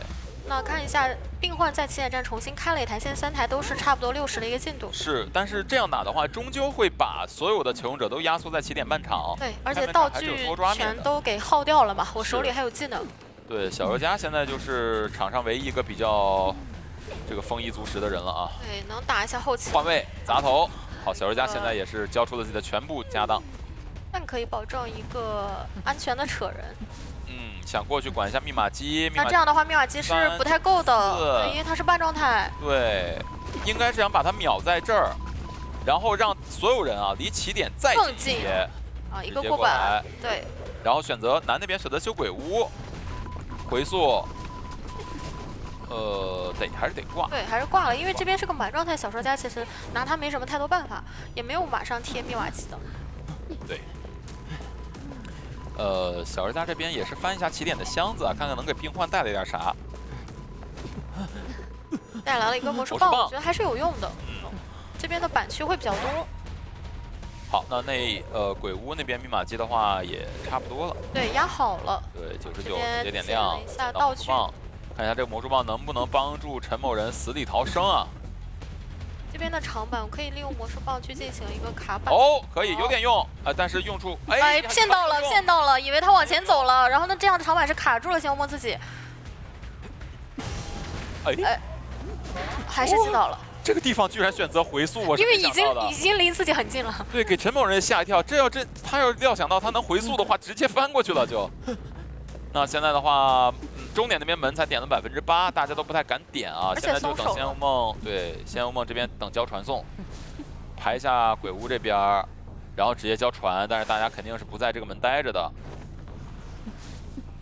现在的话，我觉得还是交回溯，对，交回溯回来找人，然后就去争3抓。对，可以拦到一个往回跑的这个人，那这样的话终点门就放给你嘛。这好像能救啊！能救到仙雾梦，觉得他没有那么大的胆子敢去救这个人，但是就是这么大的胆子。主要是第一时间是没排到他的位置的。没错，那这样的话是有一些的平局面可以争。他觉得没有道具的人跑的。但是2站是有车的，如果你让他坐车的话，直接去3站，你手里没技能，他是一定能够走终点站的。换位过来没砸到，但没关系，只要拖到病患坐车那边去对面就可以了。飞轮还在操作，承载这边太秀了。那这里的话，你已经拦不住病患过去了。没错，那这样的话，哎呀，仙雾梦，我觉得他还是判断失误了。他觉得你怎么敢去救这个人呢？对不对？然后再过来追的话，已经完全来不及了。他觉得我已经回溯了，那你来救人的人是往回撤的，你要去人皇桥那边，你要往后面走，但是没想到你还往前跑。对，承载的胆子就是这么的大啊！这就是斗五在这种比较稳健的阵容基础之上，还是能凭借自己的努力去争一下高上限在。对，前面的话2站的地窖。怎么说？这个板的话，不过它的一个需要跟监管者进行一个换位啊，隐喻不太好吸出来。对，差的是有点多啊，没有办法。这飞轮刚刚交过了。对，而且隐喻的话已经交了2波了嘛，后面会吸的比较慢一些。但是保平的话，对于斗五来说，能去争个3抓。对，喧嚣我觉得打这个阵容，它下线就是个平局。对，它的牵制上不会遇到太大的难题，除非说真的有什么。对方天秀或者自己超级大失误，而且喧嚣他的一个技能真空期来讲的话，失误1次2次的也没有什么关系，可以有这样的一个容。是的，感觉这个枪的话，早吃比晚吃好。对，这个枪确实，而且的话，这局反正求生者也要保稳起见嘛，尽量还是把平局保住，把优势稳住，那还是要尽量运。好的，进入比赛画面啊，直接往鬼屋的方向走啊。起点这边是空军，一把枪加稳坐车。梦幻小迷觉得还是不要去惹。皮皮章的话手里是有一个隐喻的。对，皮皮章手里有隐喻，而且他是纯化纤维仪。也是纯化纤维，这把纯化纤维的人很多。对，你说空军他怎么也带一个化纤维仪啊？这个的事情倒是很少见。是的，因为他一般来讲都是双弹或者是带飞轮之类的牵制。粘住了。哦。蓄力刀翻过去了，哇！哦，感觉刚刚还是蛮惊险的。是这个板子没砸到，回头就是一个黑球，是吧？哎，但这边白球的分身没有上到稍微远了一点点，换位一个换位再砸哎。呀，皮皮章真的是逃过一劫，只能说对那个小短板然后赚到了很多，这样减缓了他吃第一刀的一个时间很久了。是皮皮章溜的还是非常不错的。对他一这个在想直就差一个干冰的，对干冰舞台但这里的话，他第二个隐喻吸出来了，换位，不有往这一个个影子的方向走。自己有个小加速，有个高低差。这边还没有上到球，而且的话双重惊喜也没了。黑球哦，但是再想折一刀，被判定到了红球上面。哎，但是翻过来了，因为哇转盘刚转过来的时候就翻过去照了。场谢幕这边也是作用稍微晚来了一点。对，那这样的话，这个牵制，因为它是个纯化险为夷嘛，我觉得一个时间已经是非常够了。相当够。对，然后换位溜成这样已经再加上逃刀大师能再给你拖几秒钟的时间，就是对我座椅时间也相当于我溜了。把椅子拉得离皮皮虾更近了一些。皮皮虾这一局是又有化险为夷，又有一把枪啊对，双管齐下。救人还是非常非常稳定的，先上站台去拖一会儿这个上野的时间。是的，直接交枪，一点不省。皮皮虾想了，反正我有化险为夷，拖20秒，轻轻松松。对，然后你这边的话还是要去针对到这个椅子上下来的人的，因对为，小说家是有26能力的，想吸一下隐喻啊，但是好像没吸出来，他还差一点。是先优先带开这台机对子。，还差1/3的样子哈。带开这台密码机，反正这局的话目标就是保平，怎么稳怎么来，把这个优势留到最后。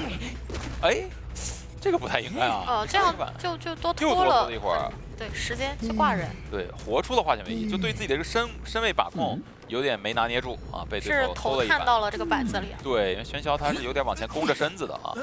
那看一下密码机的话，其实已经是差的不多了，对，通缉到了18，但是无所谓，这一波救人来的是枯草。而且有一个换位，其实你前面挂的椅子也没有什么意义，就是你还是要根据他换的位置去改变。放一个烟炉，进去之后想追着打，但好像有点哦，第一刀被免疫掉了对，。打到了一个被动，哎呦，但是离椅子的距离还是有点多，有点远，有点不是很好救，没救下来。觉得还是离自己换的椅子的一个位置有点远了。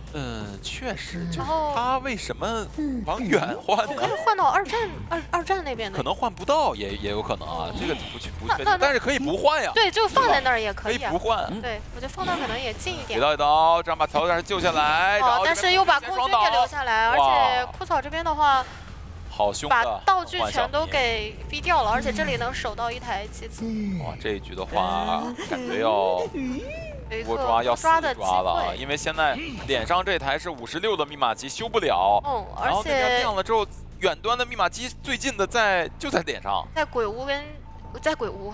鬼板，鬼板，哎对，你要跑过去的话也不太现实。其实这波他们最好还是让枯草把化险为套上，让人给带走对，硬会好一点。搬走，但是梦幻小迷这边思路很明确，对，这个人我让让你救你跑，而且我这边击倒的话，逃脱大师这边还是个2挂啊，居然选择硬抢啊，50不60的机子差的也太多了。哇，哎，这边是撞墙上了，但是没事儿啊，对只要拉开距离就是好但是钩子。他不能掉状态，掉状态的话这边就很难再去。对，但是也很难不掉啊，这个状态。是的，只能拖一会儿了。这个人是不是还是挂一下呀？想直接换挂18这边飞轮，好，躲开再交钩翻过去。对，而且逃脱大师那边起来了，是摸起来了。梦幻小迷可不能因小失大呀！哦，那这样的话，另外2个人还在抢脸上的密码机，60多，真的假的？马上就70了。真当喧嚣软弱可欺是吧？就一刀终结不了你们。关键这个密码机好像是得来个10刀吧，我觉得3个人一起修的话，主要他也不擦刀呀，对，他得在原地出10刀，然后还没有人倒，差不多就亮了。给到一刀，陶大师也带走，皮皮虾这边也倒地，枯草也倒地，只有半状态的18在外面。但是他也干不了什么，因为没有密码机在，对而且道具也交光了。是的，哇，这一波救人没救下来，确实有很大的一个连锁反应，就是变成了现在这样，大家会被压到这边，然后你没有时间去开另外的机子了，非常困扰啊，非常困扰。对，哇，排的也非常的准。这里也不太好去牵制啊，因为哦，没给到道具了。一刀，移形过去过来捡枯草，枯草能起吗？起是能来了，起，但是很难救到。对，就看能不能拖一下病患那边的。能救下来。对，然后还抢，有化险为夷，硬抢。那感觉能抢到85左右吧。反正就别松手了呗。对，但是感觉离亮还是会有一段时间的。过去捡病患，2个人不是还是倒地上了？对，能起吗？病患？能亮吗？ 93，能亮吗？亮了！他2个人都要倒，坏了吗？这不是枯草还没有自愈。主要是你们俩刚刚都溢出伤害了，确实，就是完成4抓，梦幻小迷。哎呀，梦幻爱超乎我们的想象。觉得他不能再爱了，但是他还是狠狠的爱上去了，是吗？对，我觉得鹿头就好像是有一种魅力，但说不清楚到底哪儿有这个魅力。总感觉其实最近看起来，很多建棍选手都喜欢在需要争多的时候拿出来一个鹿头的。对，但是就可能看特别大。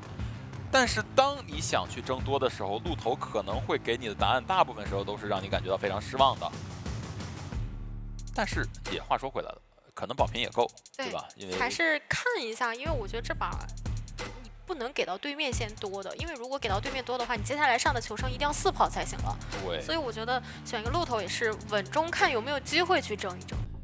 好，进入比赛画面啊，依旧是先我们非常喜欢的一个经典的时装，先交2段钩子。到中场的话是承载，刚刚在2楼下，现在已经拉走了。这个窗区居然不下一个夹子吗？怎么说呢？很忙。你都觉得我要下的时候，我就不下。哦，反心理。是的。果然觉得我要在这浪费时间是吧？是，仙无梦在第2局也是吸取了一些教训，你知道吧？就现在是不能只想一步了。好，这边直接找到了陈某人。但这个地方的话，其实封堵住了这个路，好像没堵住，但是也不让他。那你还是要去处理的，不然的话还能再绕回来。对，直接再交钩，勾到了这个地方小电线杆，再放球，再走，但是钩子 CD 到了，那这样的话又废掉一次钩子。陈某人现在手里的道具也已经交光了啊，下一个夹子双板区，然后准备2个夹子都下了，再交移形过去，让你不能走回头路了，我先打一刀，给到刀，前面还举钩骗一下，看有没有飞轮，然后现在钩子还在，要不要直接1段钩赶路？主要是他刚刚是有一个反弹的，这个地方如果勾不到的话，可能这个钩子就不太好去。是的，勾到了。这个地方只能交赶路钩了，没赶到这个路。主要是身位很远，我觉得对仙无梦来讲，他很想要一个很极限的距离。是的，再下一个夹子。我觉得只要你下夹的话，球胜我就不往回走了。对，但是陈某人记得住，其他队友难说。哎，这个钩子。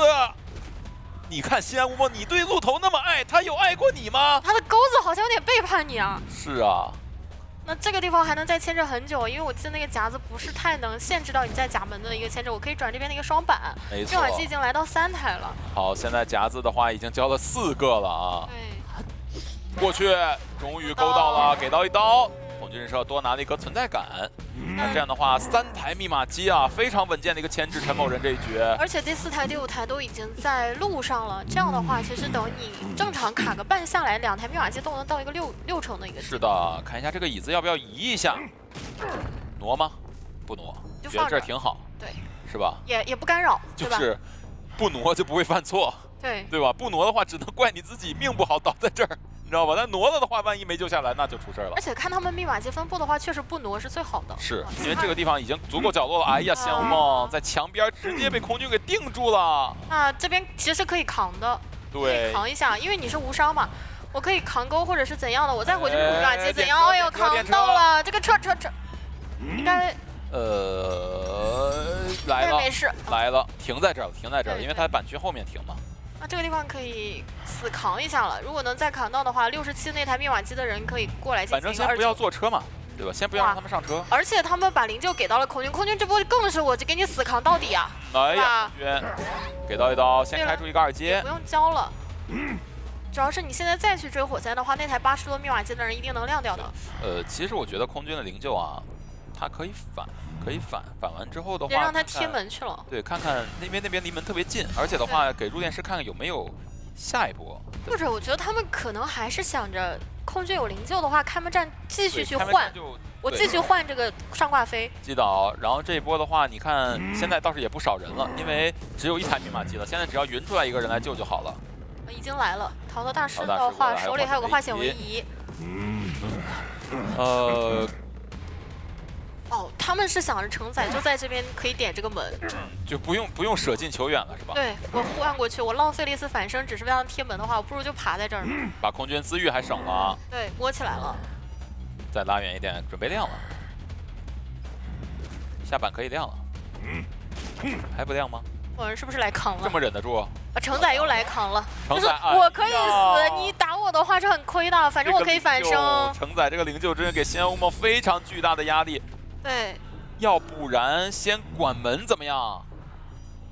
有幽闭恐惧啊，西安乌梦是不着急的。但你没处理掉空军之前，他还是在这样烦着你，就是你处理掉他也不行，你不处理掉他也不太行，但这里勾到了，没有扛到。钩子终于爱了西安乌梦一次啊！这一波他怎么说？承载选择一手强摸，给到一刀，然后直接因为反生。他这样走得更快，这样直接反生比他自己过去还要快。而且地窖是在甲门的，他们是把灵柩放在了地窖那里，移形过去，过来，这个地窖能拦住吗？这个钩子，勾到了，没有飞轮那儿。我的天哪！念念不忘必有回响啊！鹿头选的还是好啊，我觉得这把所有的球但是就怕不准，因为这个唐万它转向比较僵硬，是的，是吧？有时候不准小，手是一样的。你容易直接飞过求生者，就是已经超过他了。对哦，对我最近在练这个手搓，我发现手搓确实非常难打，非常难打。尤其是我，尤其是哭泣小丑破轮杂杂货商这对处理掉你他，会比较慢他。会上来可能一下就把你给处理对，掉包。括严少玩这个叫艾维的时候也不墨迹，上来就对，寄宿一个飞得快人传送落地开追，是起步闪现倒，然后再控场，是吧？这种可能会比较多一些。好的，进入到比赛画面啊，直接往中场方向走。皮皮虾的教授啊，皮皮虾教授，然后这边先吸一个藤蔓出来。找人啊，中场这边18是一点都不怕，直接站着修啊，溜达走了，在脸上了，还是太嚣张了。主要是我这边完全可以从中场再去绕到刚刚跟我拉点的人嘛，所以说中场的人一些都要拉走的。现在是左一个右一个。左边皮皮章的火灾大沙园，然后这边先开一个小门儿。对啊，这边也是放了自己的一个刺刀，嗯，还是保持了很远的一个身距的。对感觉又想换一下中场的一个位置了。对，反正现在先积攒一下手里的技能嘛，是吧？先交一个藤蔓，18这边直接交喷，会被粘住吗？缠住了，严少非常精准的一波藤蔓，主要18这个喷也确实是走的直线啊，也不来个什么直角弯啥的。